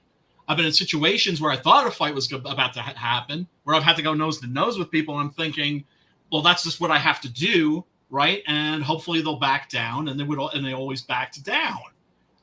But I've always gone into that situation with the attitude that if it's going to come to blows, I'm going to try to fucking kill you. Well, that's the point. That's the point of fighting. Is jabs and then fucking we get separated. The point of a fight isn't in the real world. Kill me and I'm going to try to kill you. Well, that's the thing. Is like the point of a fight in the real world is to try to kill that person. But the thing is you have to show restraint, right? I mean, you're not going in there like I'm just going to hit this guy a little bit and hopefully he backs. No, dude. If somebody challenges, you have to try to kill that motherfucker. Yes. Now, Hart, you might appreciate this, but one of the things that Preston and I are working on is a Street Fighter comic. That is to say, Terry Tsurugi, the Street Fighter, fucking Sonny Chiba. You've seen those movies, right? Oh, of course I have. Right? I had them on VHS. I had them on VHS. When I saw True Romance at the theater, and I was like watching them watch the Sonny Chiba fight, I'm like, why haven't I heard of this fucking guy? And then I went and I tracked down every fucking Sonny Chiba fucking movie I get my fucking hands on. Right. And the guy's fantastic. And then also I had the great joy of having a Japanese wife. So she really knew the culture and was able to like fill in the blanks for me. And her father loved Sonny Chiba and her dad loved Go-Go 13. And I'm with a family that actually, their whole family reads comic books. And I went to their place in Japan and they had their whole bookshelf and they had comics. Dude, and talk about a fucking score. Awesome, man. It was like right in the living room. It was so cool. And then as far as like fighting goes, I mean, to me, fighting was just part of life where I grew up in Chicago. I mean, fights was just normal. I fought with my friends. I fought with everybody. I got jumped. I got bullied. I dealt with gangs. I dealt with all kinds of fucked up shit. I've been in all kinds of fucked up fights. And I've never... You guys say this stuff when you say, I'm there to kill you. Fuck no, I'm not there to kill you. I don't want to go to jail for this stupid fucking fight. I'm not going to kill you. I'm going to maim you. No, I might break your arm or your hand. I'm not there to kill nobody. I want to go home. I want to get out of this confrontation. I want to go home. I don't want to be involved in this. And if I have to be, I'm going to do what I got. But I've never actually gone into a fight with the notion of, I'm trying to kill this guy. The closest I ever came to that was a little kid being beat up by an older kid, and I was trying to focus my chi and make the iron fist. And I'm like fucking 9 years old, and I'd never done martial arts before in my life, and I'm trying to be iron fist, and I was standing up for my friend who was getting bullied by this older kid, and he slapped the shit out of me. He just open hand slapped me, and he was laughing the whole time. And that sounds cruel, but the other side of it was he didn't hit me with a closed fist. Right. He wasn't trying to slap the shit out of me. It was in front of a bunch of people, and I was crying. I'm a little kid. Oh, I'm crying. I got the tears. Oh, my God. And I thought my buddy was going to stand with me, but he didn't. And then my neighbor's sister, who was like one of the local babysitters, walked me home. I got my blanket, I'm crying, and she's holding my hand and walking me home. But here's the thing. And that was I think the reason why I've never been in a real fight is because because people can like see murder in my eyes. I think that having that attitude, just that attitude, makes people go, "Whoa." No, that attitude is what has security surround me at the airport. I'm gonna go murder the toilet. Whoa. I'm gonna keep an eye out for the next movie, but I'm gonna take off because I got some sleeping to do and some waking up to do and some working and driving to do. Tell people where they can catch up with your ass. Kit Bash Federation on YouTube. But who are you? Oh, I'm Jeff. Hi Jeff, I'm Hart. Nice to meet you. Yeah, nice to meet you too. I like what you had to say about AI quite a bit, and I definitely would like to know more about your experiences with working with it. Yeah, I'm really trying to. I don't enjoy using it. I don't want to try and learn how to get good at it. I'm just watching this. I'm just watching how the company uses it. They're using it for. I mean, if I wanted to teach somebody how to use Blender, I might ask it to write me a curriculum just because I don't know how to like organize stuff like that. I know how to talk a mile a minute and show people things that they can absorb. because I'm like, watch this, then watch this, then watch this, then watch this. It's like, no. Can you help me organize my thoughts? I'll use it for that, but I'm not going to publish anything. But anyway, yeah, you can see me on Kit Bash Federation, where I trash bash. I repurpose because it's more creative than recycling, and I glue crap together and make it look like spaceships. That's cool. Nice. Yeah, John Dykstra style. So, but it was nice. Yeah, there you go. Yeah, it was nice to hang with you guys, and it was a pleasure. I'll get a chance to do it next week. I'll keep an eye out for what you guys are planning on watching next. All right, man. Yeah, and you should check out American Horrors. If you like these kinds of older horror films and you've got a Roku, American Horrors, all day, all night, all horror, American Horrors. Totally free and no commercials during the films. The films have no commercial interruptions. And we have original programming like Gorecast, Groovy TV, Mission Terror, and more. Nice. Yeah, I will check It's it out. in the chat right now too, so you guys can go right to it. Silent Scream is playing right now. Here, Jeff. Okay. Oh, Take it easy, guys. No, Jeff. Peace. Nice to meet you. With Barbara Steele, my waifu, Barbara Steele. Silent Scream's a solid film. I mean, the best slasher films are mysteries. I just love the moment that, I mean, Barbara Steele's appearance in that movie is it's a small role. It's a short scene, but she has such fucking presence in that scene. It's just great where it's like the heroine is in this room with this lunatic, and the lunatic's looking around, and suddenly she notices her. Yeah, now it's playing the trailer for Wolfhead. It's like you've just been noticed by the monster. The monster has just noticed you. I had so much fun hanging out with you guys. I didn't even do the scheduling for American Horrors. It's Slayer Day, and we've been off the air for a bit dealing with some tech issues, and it's Slayer Day, and we were going to play the Billie Eilish interview because I'm Billie Eilish's first director. She grew up next door to me, which I think is hilarious when people go, "Why is your music so dark?" Billy, what's up with these spiders in this video? Well, let me tell you. I could tell you why there's spiders in that video, and it has to do with the Verminators and the Black Widow infestation in her house and my house. Oh, yeah, dude, crazy. I know. Crazy. You've had an interesting life, bro. You've had a very interesting life. Let me play. Now, I mean, this really doesn't, I don't know if this scene really tells you what you need to know about this movie. It kind of does, I guess. Get down, dude. Look at her face. What did you say, Matt? So it's about foot fetish. Got it. I said, look at her face. It's a Quentin Tarantino film. We don't make any judgment about people's kinks and shit like that. Not for yourself, I do. Hey, if you want to get off with a woman's feet, go right ahead. I've done it. I mean, the foot fetish is like the most common, right? Yeah. No, it's not. No, it's not the most common. What the fuck are you talking about? What is the most common? The biggest selling fetish in adult films is nurse. Okay, I'll say this though. You can like and love all you want. It's all good. Everything's Yeah. But, I'm just saying, as a pornographer professional here who works in the business, the number one selling fetish is nurses. Really? Nurses, yep. No, It's one of them. Then you have the schoolgirl suit costumes. No, then I would say pretty close to that would be black guys fucking blonde chicks with big tits. I have a thing for fucking thigh highs. I have a thing for fucking thigh highs. I have a thing for Daisy Dukes. Daisy, oh god, yeah, and I'm all about that ass. I'm all about that culo. Every girlfriend that I've had that could tell you that when I'm hanging out with them, that's just where my hand goes.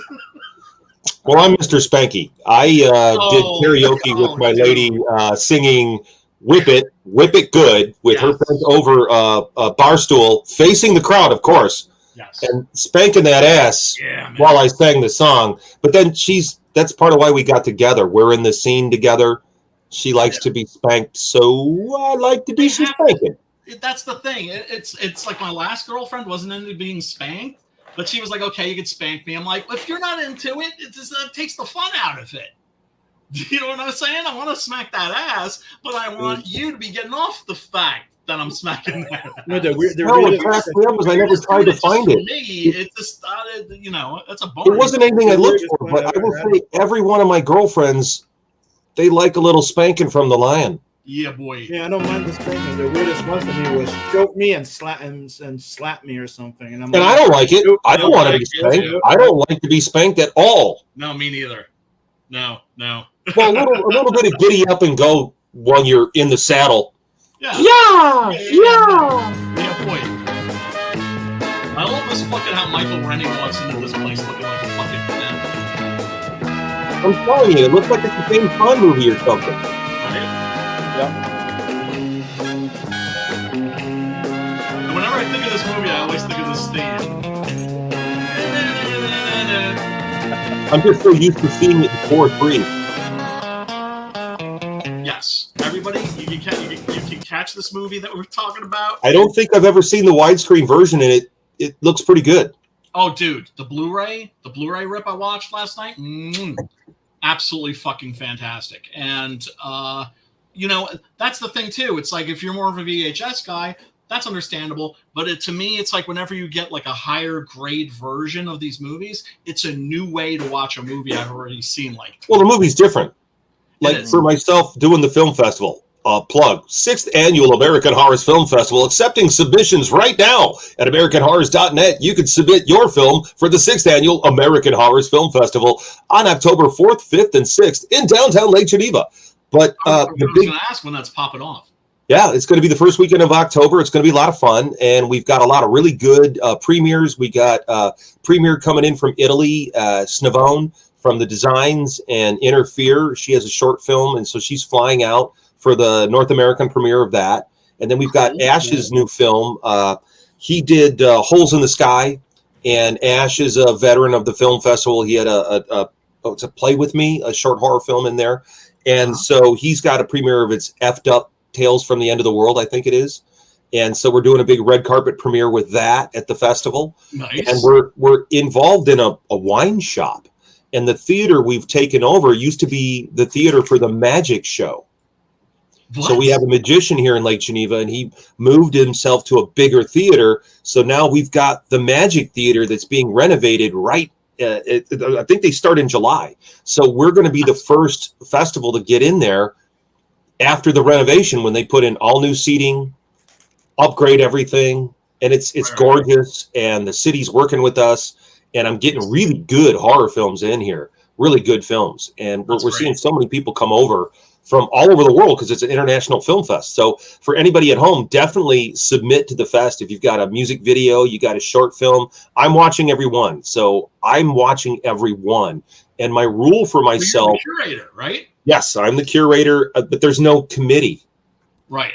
There's not going to be a bunch of housewives that get together and vote on which movie gets in the fest. Fuck that shit. I'm a pro, and this is for pros. Right. So we've got a lot of great stuff, and I'm the sole judge. So if you want me to watch your film, this is a great way to get me to watch it. And I have a rule, no fast forwarding. If you paid your entry fee, I'm going to watch the fucking thing. I refuse. I won't. It's disrespectful to the filmmaker. Yes. So I'm going to make sure that I'm watching it. And I turn my fucking phone off. I'm not going to be on my phone having business meetings while your fucking submission is playing, man. That's one of the reasons movie theaters are dying, dude. I'm convinced that that's one of the reasons why movie theaters are dying. Phones? Yeah. Because that's just because people will just fucking do that shit. So many things are dying because of cell phones. I mean... It's see, that's the thing that's fucked up, is that it's like movie theaters themselves may very soon be disappearing. They won't only be in the cities. Brian, they're not going to disappear. They're going to continue to be around. There's a lot of pop-up theaters that happen, and the thing you got to remember about this filmmaking, why are we all here talking? We're communal, we're tribal. We needed to get together and communicate with each other and share our experiences together. And we needed to watch the same movie. We didn't say, it's the butt-fuck movie week. No, we all had to have the same movie experience, and we had to pick it apart together. And that's humanity, and that won't go away. So movie will always be there. Horror fandom, dude. That's the horror fandom. Rock concerts. A rock concert's going away? No. Fandom, though. Comics too, man. They're always going to be around. I think they're going to be around. It's also the notion of getting together and having a human connection. Connection. That's also the reason I was talking to Matt about this, like as far as AI and all this kind of shit, as far as like taking over comics. You have to have somebody to idolize. You know what I'm saying? When it comes to like the art in a comic or the writing of a comic, you can't idolize a computer. You know what I'm saying? You can't be like, what's going to happen is you're going to idolize the operator. Okay? What's going to happen is you're going to have, just like with guitar gods like Eddie Van Halen or what have you, you're going to have AI gods. And they're going to be people that have that gift of know how to work that machine the same way nobody saw coming PewDiePie. Yeah. Right. Nobody saw this market coming where I'm going to sit there and I'm going to sit there and I'm going to watch this other asshole play video games. Yeah. Really? Yeah. And I'm just going to sit there and munch my popcorn and take my Monster Energy drink and watch that dick play a game? Yes. How come I'm not playing the game? Well, he was also like a male model. Right? Yeah, but he was also like a male model, right? It's like also, the thing is but what I'm saying is that market is there and it keeps evolving, but it involves connection and it involves people interacting with each other. Yes. And that but it still involves a creator. This is what I'm saying. Is like the computer isn't going to be the creator. Like there's going to have to be a person in charge of that, like creating through the computer. Okay, so what's the game that PewDiePie plays? I have no idea. What's the game that PewDiePie plays? I've never watched PewDiePie. I have no idea. There you go. You see what I'm saying? He's the star, not the game he's playing. Yes. He's the star. Yes. Like a comedian. Right. Right. He's a person. Right. Personality, charisma, that sort of a thing. We're all doing the stuff that we're doing because we had idols. Because we had people. We had people that touched our lives. There was a rock star that you idolized. Well, Vincent Price was a rock star to me. Right. Christopher Lee was a rock star to me. Exactly. You know, these horror guys, they were rock stars to me. Jason, Freddie. They excite me. You know, and they also excite the rock stars. Did you see the Art the Clown plush doll? No. How fucking dope is that? But they made a plush doll out of Art the Clown? Yes. Oh, you do.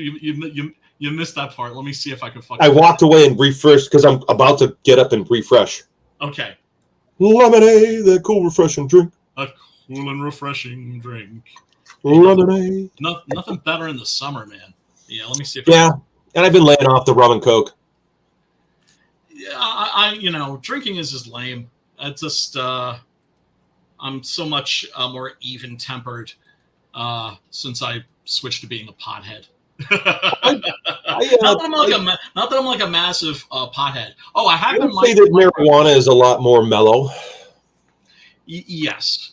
You've never seen like angry potheads get into like a brawl, right? Like my ex-wife, whenever she smoked pot, only when they're drinking Malort. Only when she would get violent. Or a bottle of what the hell did I drink? I drank chartreuse. It was the strangest thing I've ever seen before in my life. Well, I mean, it was a nightmare. Ladies and gentlemen at home, never give Hart Fisher chartreuse, okay? Never, ever give Hart that alcohol, ever. Good shit. You will go on a hell ride with me, baby. A hell ride? A demon hell ride? My poor friend Trike had to deal with me twice because I like it. Oh, it's great, dude. It's great. I used to drink it back in my fucking... Poor Trike out there at Trike Comic Alley in Delavan has had to deal with me twice. And he has banned me for never drinking that beverage again. And he has every right to, because that poor little bastard had to deal with a lot that night and the other night. Oh, that's and so our friend Fred can't wait to come over with the bottle of chartreuse. Hey, well, then at least you know to be a mess at home and not a mess in public. You know, that's the thing. But look at this fucking thing. How fucking twisted is this? How big is it? It's fucking 18 inches. Damn. That's a big fucking doll. Almost 2 feet. Yeah. That's a big ass motherfucker. Who's going to be the first one to make Terrifier pornos? Yeah, right. Yeah, sure. Terrifier cum shot right on that face. Oh man, there's a market for it if you can think of it. Little Terrifier hand job. Oh Jesus! Yeah. So the word is that Terrifier 3... 18-inch roto plush doll with functioning anus. the word is that Terrifier 3 is coming out not in Christmas, even though it's a Christmas themed sequel, right? It's going to come out like this October. And the thing is the last one had a very limited theatrical release. You know, like it only played for like 2 days in particular theaters, and it made a fucking fortune. And I think that the way that the theater world, the movie theater chains, the way they could fucking save themselves would be if they were running fucking Ghostbusters and Poltergeist and fucking, Back to the Future, the original Star Wars movies. If they turned into fucking, places like the Alamo Drafthouse, where people would go fucking see those movies. The new Crow movie, if you released the new Crow movie with the fucking 1994 original, like literally next to each other, which one do you think would make a fucking fortune? They did re-release that one like a couple weeks ago. I would say too with Terrifier 2, that movie, like it made so much money, dude, that the theaters expended it for 2 more weeks after. It was on Yahoo.com because of the barf bag gimmick, It was your guys will be right on back. Yahoo, you know what I mean? You got it, brother. So I think this one, I think they're probably expecting it to do pretty good. Like it'll probably bleed into like at least Thanksgiving time. Because if they release it on, I don't know, we'll see. Like this, it's pretty brilliant though to put it out in October before Halloween. You know what I mean? But back in the day, dude, this should have been October, November, and then part of at the beginning of December. Or at least have it ready by Christmas for DVD. Right. And I think he's actually made another movie in the interim. Although I forget what that's supposed to be. Oh, and then also Maxine is coming out, right? Which is like the 3rd movie in the X trilogy. There was X, and then there was Pearl, which was the prequel that they shot because this was during the lockdown. So they shot the prequel like on the same locations. Just shot in, did it like Roger Corman style. And so Maxine's coming out, and I think they're going to release all 3 movies theatrically.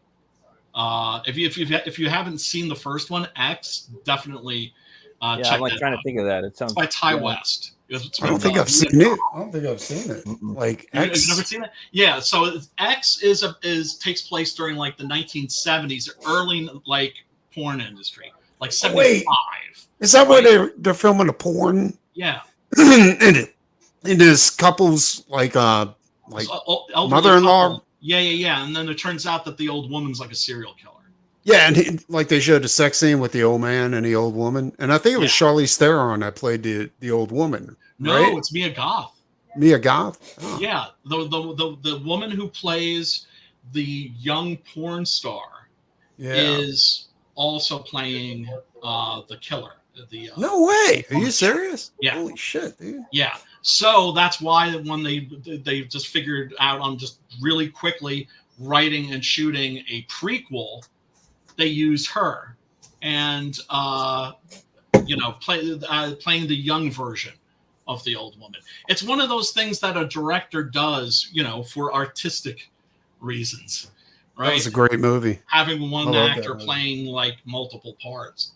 Yeah. Sometimes the actor wants to do that, though, Brian. Yeah. Sometimes your actor will be bored, right? Your actor's bored. Like, have you guys seen Crowley? Crowley. I would highly recommend it. In fact, if it's on any of the public stuff, I think it's just a movie we should definitely review because it's produced by Bruce Dickinson. No way. Bruce Dickinson produced it. He's a huge Aleister Crowley freak. Nice. It's a very good film. He produced it, and he plays like 5 or 6 different roles. I gotta see that. And so that's sometimes that happens with your actors. Especially if you've got an actor who's been playing the same character over and over again. Yeah. They want a challenge. They want to stretch their wings. They want to do more. So they're like, "Hey, what if I'm this little guy with a limp?" And that's just how it works. You got to keep your artist excited. Right. Mm-hmm. Right. You don't want them getting no bored Let me see. And every actor is different. When you're a director, the thing you're going to have to remember when you're dealing with your cast and your crew, they're all different. They are all going to need different things from you as a director. One guy might need you to be really nice and soft. Another person might need you to be an absolute dick. And you figure that out as you're doing your working process. Some people want feedback, want direction. Other people want to be left. Oh, you got the Incubus there. That's another great one. And Brian, did you ever do Warlock? Warlock? No, actually. Oh, the Julian Sands Warlock? I just awesome. Oh, that's a good one. It was two of my favorite movie lines when I Part was two's really younger, awesome. and I just rewatched both of them because I don't want to rewatch the third one. Yeah. I saw the three Warlock films. I saw the third The one. third one's really bad. It's not that Second good. one's great, though. I thought the second one was good. But I really like the first one because it's very different. Oh God, you've got the trailer. That for something that's supposed to be like some kind of like horror movie. Like I thought, like the way they did it is so different. And the second one is also like it's bigger budget and pretty good. Like just the opening scene when he's birthed again. Mm-hmm. Yes. I highly recommend the Warlock films. Yes. The first, especially, the first two. I'm pretty sure the first one is just free to watch when we could. They're worth a shot. They're worth a check out. Yeah, I agree. But yeah, you can tell this is like Bruce Dickinson pre-Iron Maiden in a hawk. Was that Bruce Dickinson in that? Yes. I play this trailer on American Horrors all the fucking time. Oh yeah, no, this movie rules. That's I do. I like it. Yeah, this is a great movie. The critics, of course, It's another great satanic film with Ben Gazzara. Oh shit, that is Bruce Dickinson. God damn! Wow, I did not know that. So this must have been before he went into Maiden. Yes. Yep. Yeah. So the band is very Hawkwind-like. That's what I would consider. Yeah, dude, you fucking know who Hawkwind is. Fuck yeah, I do. Fucking Lennon was in Hawkwind, big bro. nerd. That's awesome, Of dude. course I do. No, that's when you're a nerd. Okay, here's how big of a nerd I am. Yeah. I love Manowar. I love it too. Yeah, the worst. I love Manowar. Greatest thing ever. It's you're not nerdy. metal, It's such a nerdy geek out. My Man, friend. the worst. Conan Rock. When I was into Dungeons and Dragons, we played Man of War all the time. Oh, man, I have it. Oh yeah. What's that band that's doing all those freaking war stories and shit? Sabaton. Sabaton also. I like them a lot. Yeah, that's the thing, man. Manowar had the greatest fucking line ever, and that is, "If you're not into metal, you are not my friend." And because it was because it wasn't meant to be funny. That's I like their titles like Hail and Kill. Perfect. Oh, Hail and Kill. that was the shit. You will fight until the blood on your sword is the blood of a king. The blood on your sword is the blood of a king. The blood of a king. Sorry, sorry. That's all good. You lost crazy. it. I understand. I lost a Carry on. the terror thing. Man, I will cry if you put on Defender. I know, it's cool. That fucking song brings me to tears, god damn it, and I'm ashamed to admit it. I am absolutely ashamed to admit that, but don't be ashamed. It's I gotta showing your accept the shame. sensitive side. It's showing your tender side. It's showing a dimension to you that Doc Sale knows these songs I'm talking about, doesn't he?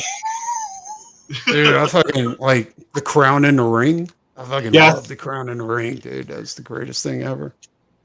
Like everything off of that album is like the greatest. Like there's no bad song off that album. You know what I'm I feel saying? that way about Fighting the World. What was that? Was it Fighting Fighting the the World World? Fighting the World had Defender. It had Kings of Metal. It had God, so many great songs. Carry On, I couldn't appreciate music like that when I was younger because I was way more serious. Was it Right? Kings of me, Metal? It was all about Slayer. It was all about Celtic Frost. It was all about Sodom. Well, me too. But I was in I was in a record store, and I think it was Kings of Metal. Like the album cover, sucked me in. I was like, I got to get that just because of the cover art.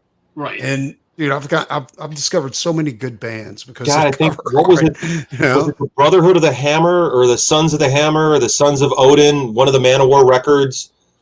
One of the early ones was like the Brotherhood of the Hammer or something like that. I loved it because I was a Conan fan. Yeah, Conan, and I love Norse mythology. Band. Yeah, it was a Conan. It was a Robert E. Howard band, basically. Yeah. And then I just couldn't stop laughing when I saw them in their little furry underwear. Yes, in the cod pieces and shit. They were like Venom. Kings of Metal. Venom was That's serious. what it was. Yeah, because Kings of Metal was the greatest album ever. Right? So Manowar was kind of like Venom if Venom took themselves seriously. That's like one of the ways I would describe them. Oh Christ! Hey, everybody, we should figure out. Let's see. Next week is spaghetti western jamboree. So we got to think of a spaghetti western to watch. The Great Silence. It's not on streaming. Oh, son of a bitch! I know. It's so good though. It's with Cos Quincy, dude. Once Upon a Time in the West. What was that? Once Upon a Time in the West. Did you say? I don't. Yeah, Once Upon a Time in the West is a solid one. Oh, dude. Well, it's one of the greatest ever, and it's Leon. What about Two Fistfuls of Dynamite? That is, I think. And that's a rare one that people don't know about. I know. People really do. Maybe that should be the one. I think so. It's a long one. It's got James Coburn. Yes. It's a long one, mind you. Yeah, and Rod Steiger. Yeah, but so is Once Upon a Time in the West. Isn't that like almost 3 hours? Yes, that is. Yeah. Well, I mean, that is his magnum opus, right? Like I always tell people, that's a movie that begins with about 15 minutes of waiting. But it's so amazing you will ever see in your life. Well, the way that they subverted the heroic image of Henry Fonda, and the way Henry Fonda turned out to be such a cold-blooded son of a bitch. In my opinion, for my money, best movie villain ever. Pretty good, yeah. Yeah. And then Harmonica Man. Evil the Incarnate. mythology of that audio, and that for me, Once Upon a Time in the West has what I feel is a revenge fan freak who loves revenge films. Yes. Once Upon a Time in the West, the reveal of the drive of Charles Bronson's character is, to me, it's the best. It's the best out of all of them. Yes. All of them. That one just really stuck with me. But then I was really close with my brother. Yeah. I think, I don't know, but I think it was Dario Argento who came up with that. Because Dario Argento did work on the script for that movie. For the Harmonica Man? For Once Upon a Time in the West. So I've always thought that maybe it was Argento that came up with that idea. I came up with the idea of the reveal at the end? The reveal, yeah, where you find out who the Harmonica Man is. And why he's the Harmonica Man. Frank. Yeah. Right?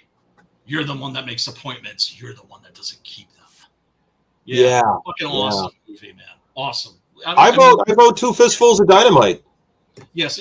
So maybe we should do Fistful of Dynamite. Because that'll be easier to find Dynamite. Duck you sucker. Yeah, that's Yeah, that's the other name, Duck You Sucker. Duck You Sucker. That's the original. I don't suggest any Western anymore. You refuse the only one I ever fucking said. Which is? What's the one you ever fucking said? Lucky Luke. He says it's not spaghetti Western enough. Yeah, it's not a spaghetti. What's Lucky Luke? It's based on the French comic book, Lucky Luke, with Terrence Hill. Lucky Luke. Oh. Here's to you. The guy that shoots faster than a shadow. Or a 70s film. Yeah. Yes. Yeah. Shoots faster than a shadow. It's pretty good, but he says it doesn't fit in the spaghetti Western. It's not. It's not a spaghetti. Because it's not. Well, you just said it's based on a French comic book, which isn't spaghetti Western. Well, you could have a spaghetti Western. It's inspired by spaghetti Western. If it was produced and made by Italians in Spain. In or Italy. Well, it's produced and acted by an Italian. Yes, German. And it's Terrence Hill. Yes, but it's not. It's not. Terrence Hill. Come on, my name is nobody. Oh, you're such a Nazi! I swear. That's fucking great. That's a fucking great movie. What I love about you should and it's free to watch on YouTube. Like, god damn it! It's like you think you own the channel or something. I know. It's crazy. I'm sorry to be such a hard on, man. I'm gonna bring it every time. The spaghetti Western era was a time. Come on, can't you throw the Canadian Frenchie a bone? Right. Son of a bitch. Throw the Quebecian bastard a bone. Give him one, you son of a bitch. He knows he's my boy. We can do that. But I'm thinking for next week we should still do W soccer. Yeah, I think so. Send the link to the video earlier so I can watch it at a time. Yes, no, I will, because also it's a longer one. But yeah, and Brian, that revenge film with Paul Naschy was what, The Night of the Executioner? Night of the Executioner. They remade that with Scott Glenn. Oh, are you talking about Man on Fire? No, they made a remake of Night of the Executioner with Scott Glenn. Oh, did they really? Yeah, I'm pretty sure, because I know that title, and I think it's Night of the Executioner. Gotcha. With Scott Glenn. But I'm going to look up the Naschy one, because I want to see that. I love especially those 70s vigilante movies. If you can't find it, I'm pretty sure I have a digital copy. I can always upload it and send you. That would be cool, man. Thank you. No, you got it, man. That's one of the things that's so great about. That's the cool thing about digital media is that it's super easy to share, right? And one of the reasons why that's one of the things I love about doing this stream. Is, like I said, there's always a link to the movie downloaded down below in the description. I remember when Dillard popped in once and we were doing Train to Busan. He's like, yeah, this movie looks dope. Okay, bye, guys. I'm going to watch it right now. I was just like, that's perfectly cool. I'm totally fucking fine with that. Train to Busan's good. I watched that with my lady. She was like blown away. She loved that. Yeah, no, that's, I mean, and I like the sequel, Peninsula. I just think that. They made a sequel to. Yeah.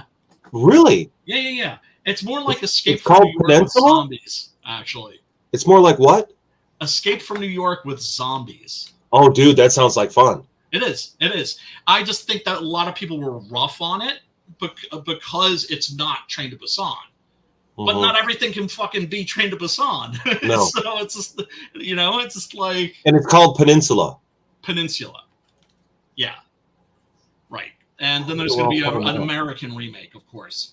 To Train to Busan. Is that like a Netflix one, or is that like an Amazon Prime one? No, I mean they're making Wait, Last Train to Busan? Yeah. No, the sequel, Peninsula. Yes. Oh, that was great. Because I'm going to go look it up and put it in the queue after I get off of here with you guys.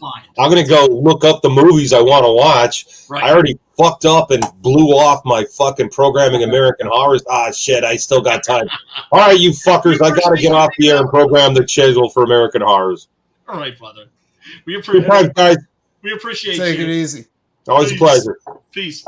For some reason, they never did the sequel in English. They never dubbed it. I don't know why, because Last Train to Busan is fucking amazing, dude. That has to be dubbed into. What was it called? Why I keep pushing you? I keep pushing you with Lucky Luke. What'd you say? Do you know why I keep pressuring you with Lucky Luke? Well, I mean, I know that you're a Lucky Luke stan. It's because I grew up watching those, reading those comics and watching those cartoons, and that for me was the first Western I've ever fucking seen. Oh, yeah. So those 70, 71 or 74 or something like that first cartoon. That was the first Western I've ever watched, and that's what got me interested in watching, the Clint Eastwood and all the other ones. That was my first thing. Terrence Hill is not like in there. It's not like a perfect Lucky Luke, but it's a funny film to watch. Right, and you could cast worse.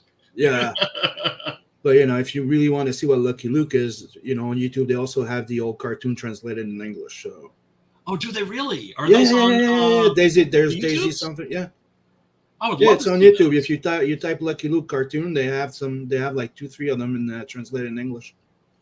Oh, man, I see that they replaced his cigarette with a branch of I think I forgot what it is. A sprig of something. Yeah. But dude, the fun part is that he would always like ride his horse, and Jolly Jumper can talk. Yeah. And he's just riding his horse, and he would roll his cigarette with one hand while he's just and then light it up. And the gimmick is that he shoots faster than the shadow. He can, take his gun out, shoot before his shadow he can't even fucking keep up. That's fucking great. Which is the thing that they did in what's it again? Oh, god damn it, Buster something. Buster Scruggs. Yeah, Buster Scruggs. That's Lucky Luke. Yes, like that is Lucky Luke. Right. Yeah. Like he takes a mirror, shoots back, pa-ting, pa-ting. That's Lucky Luke. Yes. Lucky Luke 2001 complete series. I guess that was the new one. The one that you grew up with, I'm guessing, was from the 70s. Yeah, 70s and the 80s. Let's see. Daisy Town is the here we go. Yeah, 84. The 70 something is called Daisy Town, I think. Daisy Town. That's what I grew up, dude. That was my first Western, and I was like, dude, you never Daisy Town, 1971. There we go. Yeah. Yeah, well, I mean, that's the thing is I think we always have a special relationship with the stuff that we bonded with as kids. The funny thing, it's part of our personal mythology. Yeah. It's a French cartoon. Yeah. But you know what's the fucking song of the fucking thing? I'm a poor lonesome cowboy. Even in the fucking French version, it's always the same fucking English song. That's great. Hey man, look, the reason the Italians started making westerns was because the whole world loved westerns. You know, and it's nice to see the genres making kind of a comeback now, especially with the comic books, man. Especially with the comic books. You know, digging that for well, you know, comic books give you the freedom to do whatever fucking want. Like, it's one of the best interviews I've ever heard of Jim Lee, because I fell on that interview. Like, I've been a Jim Lee fan for a long time, right? And one of the, like, I was studying for movies. I was in university and shit like that, and I fell on an on an interview of him, and that motherfucker technically, like, you know that he was studying to be a doctor before he decided to go and actually concentrate into arts. Really? And one of his first things was trying to fucking get into movies. George Miller he wanted to work into movies. Actual doctor. So he went to study for movies, right? Yeah. And that's when he realized that he goes, no, I don't want to do movies anymore because it's too much fucking trouble. Like, he came up to the same fucking conclusion as I did, and I fell on the freaking interview while I was coming to that same. Oh wow! Yeah, they're like, dude, there's nothing better than comics. There's no fucking actors, budget, no nothing, no limitation. I can do whatever I fucking want. If I feel like doing a western, I'll do a fucking western. If I want to do horror, exactly. If I want to do a Zeppelin, I'm doing a vampire fucking assassin. Right. If I want a Zeppelin in my fucking guerrilla western, I can just have Preston draw me a fucking Zeppelin. Yeah. Yeah, that's fucking awesome. I feel we're just like really fucking lucky to be working in the art form that we're working. Yeah, comic book is the best fucking medium. I think it's incredibly special. Why do you think you have a whole bunch of people that, you know, can't make it into video games or can't make it into movies, and they all gonna come into comic books to try and make their way into those fucking things? Why? Because it's the best way of doing it. Right. But it's got to be in your heart. It's got to be in your heart. People can tell when you're not sincere, right? Like the story that I always tell about the fucking the New York Comic Con, like, God, this must have been 12 years ago. That was the year that, like, I went. I had the first 2 issues of Six Gun, and I had this big "fuck you" banner, and we sold out of comics. 400 comics we sold out on day 2. Yeah, dude, that was Zidara 9 when I first did the Merc story. That was pretty much it. Yeah. But the thing is, it's just like I keeps it real. I'm like, okay, we got lucky. When you walked in the room and you looked left, you saw the big "fuck you" Six Gun Gorilla banner. That helped. And the other thing that helped, also, quality product, right? And you had me, the writer, you had Adrian, the artist, and the cover artist, all there signing the books. Yeah. People were like, and you're just charging like what, $5 for an issue? We're like, yeah, like we're not going to charge for a fucking. Yeah, that's pretty much what we're doing. Like when we did the Zidara 9 there, the guy did 1 and 2, right? Yeah. And he barely sold 50 copies. Then he did Zidara 9 3. And then you had me, you had my friend Steph Dumas, and a few others. But the thing is, when we launched it in Quebec City, we were all there. We were all showing up, listed to go sign and this, and we're not charging, right? No way. And I don't know if you remember the story, but I'm a single dad, and I could only afford to be there 1 day. Yeah. So I left at 5 a.m. because I was paying a fucking babysitter. Yeah. So I left at 5 a.m. in a bus, made it over there around 10 something in the morning. Yeah. Right. And I was coming back that same fucking night with the night bus, right? Yeah. So I show up there middle of fucking winter, like snow everywhere with my fucking, mallet and shit like that. And there's a big fucking lineup of like 20-ish something people. And I'm like, dude, that's working. Like, who are they waiting for? They're waiting for you. I'm like, wait, what? Yeah, we started selling the book on Thursday. We told them you were coming on Saturday, and they're all waiting for you. I'm like, well, let me sit down and let's take care of them. They're not going to wait any longer. That's so dude, that's the thing. Like, he sold 350 copies on that day. That's so fucking awesome. But yeah, I have to keep it real. One of the reasons that I think that we did so well was because every single other comic was a fucking zombie comic. Yeah. Everyone in Independence Alley. And I was just looking at these motherfuckers, and they were just looking at each other like, oh, fuck, you had the same idea. But they're all, that's the thing, they're all following trends instead of going like, it's one of the things, like when you come in, you're like, everybody's doing sci-fi. Okay, then I'm going to do Blood Hunt. Like, you have to, you're not following trend, you go out of it. Yeah, I mean, that's the thing. It's just like, we had no competition. We had no competition because everybody was doing a fucking zombie comic because fucking Walking Dead was the big deal. It was on the fucking the pass, which I still have, and that's the show where I walked past Frank Darabont, and I was just like, afterwards, the cons I was doing on a convention, I always have comics with me. The cons I was doing, they were all doing zombie comics too, but the thing was that they were doing them really badly. I'm so disappointed that I missed the cons this year because I got sick when it was last year, like in November or so like that. And dude, I'm like, I missed the, because it's always like a year in advance. You have to reserve those fucking tables. Yeah. Especially the two ones that I like to go to. And we have to figure something out. We got to fucking meet at a con. Yeah. That's long overdue. I need you guys need to come on my side of the town, and I need to go join you on your side. Yes. You're always. How far away are you from Texas, Brian? Teja, I'm in New York, son. Yeah, but where in New York? I'm in like the Hudson Valley. I'm like an hour outside of the city. Okay. No, we're like 2 hours outside of the city now. Where are you at, Matt? As far as Texas, like how far away? Like from Houston. Always wanted to do a con in Texas. Because I know you're in California, so you're not really probably like that far. Pretty far. Really? Yeah. Shit. Oh, but yeah, we gotta figure that one. Because Phil and all those guys fly there maybe. Otherwise, I think it would take like 2-day drive or something. Well, you're in Texas. Phil and a bunch of other guys met over at the Houston Comic-Con this year.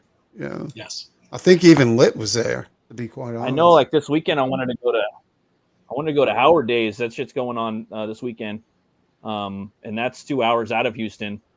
That they've been. I live in Louisiana.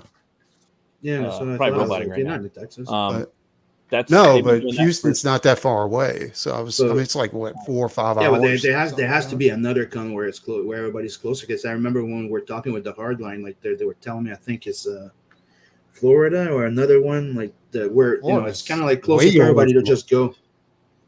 What about Nolan's? Nolan's around Comic Cons? Yeah, they have Comic Cons over there. Well, they used to. I want to come down there, and I know you probably know all the sweet places to eat, like all the cool restaurants. All the places, junk food. Any place you eat in New Orleans, it's going to be a tourist trap. So you're telling me I could go to the U.S. and have some people where I could speak French and English, and people would understand me? Yeah. Pretty much, actually. Cajun French. It's a form of French anyway. It's like, bonjour, mes chéris, comment ça va? Yeah. Oh, man. Yeah, you could go hang out with some Cajuns, members of the offshoot branch of your tribe. But they came here. Much. All right, everybody, thank you so much for tuning in. We got to go and talk shit about people behind their backs in the back room and plot mischief.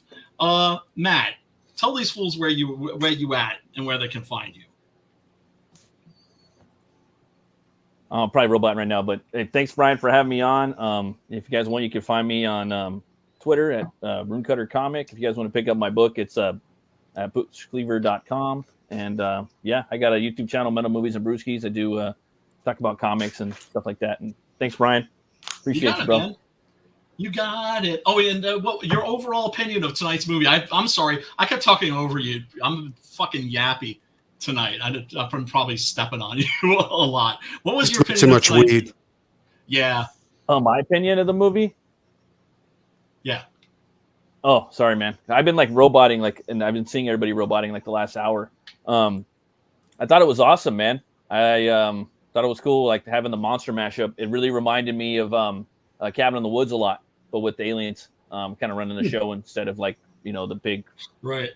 Right. Three with the. Why does it have a mermaid? Eldritch gods. So would it have killed them though? Would have killed them to like? Oh no, that mermaid's pretty awesome. Hair, some yak hair on Paul's nose. It's not my favorite. It's probably my least favorite makeup. I can't believe the makeup in the later movies is fucking dope. Like I like the Wolfman in this movie. I just didn't like his, like you said, the nose. The nose was like fucking stupid. Right. I was like, dude, what the fuck? You could have just put like unfinished. You could have put a square clown's nose on his nose. I would have been fine with that. Something. Preston, tell these fools where they can find you and your magnificent art. Doc Salem on YouTube, Nikki the Pipe on Twitter, X, and check out, sign up for Hell Night before I cancel it. Sign up. I think I'm gonna end that tomorrow. Like, sign up. This week. Gotta give people a little bit of a fucking warning. I'm gonna end this. Yeah, I think I'm gonna announce it either tonight or tomorrow and let them know that the sign up's about to end. You know? Yeah. Because Hell Night is gonna be lit. I want to launch the campaign next month. Oh hell yeah, dude! Just keep it going till your lunch. Yeah. No, I don't want to do that. I want to, and then I have to do more fucking sketch cards. And there you go. There's the reason. There you go. Okay. That's what I was asking. What's the reason? That makes sense to me, bro. fucking A. Sim, tell these fools where they can find you. Well, you can find me on Twitter, Facebook, Instagram, and all those nice little places under Simon Poitier or Simming Slayer.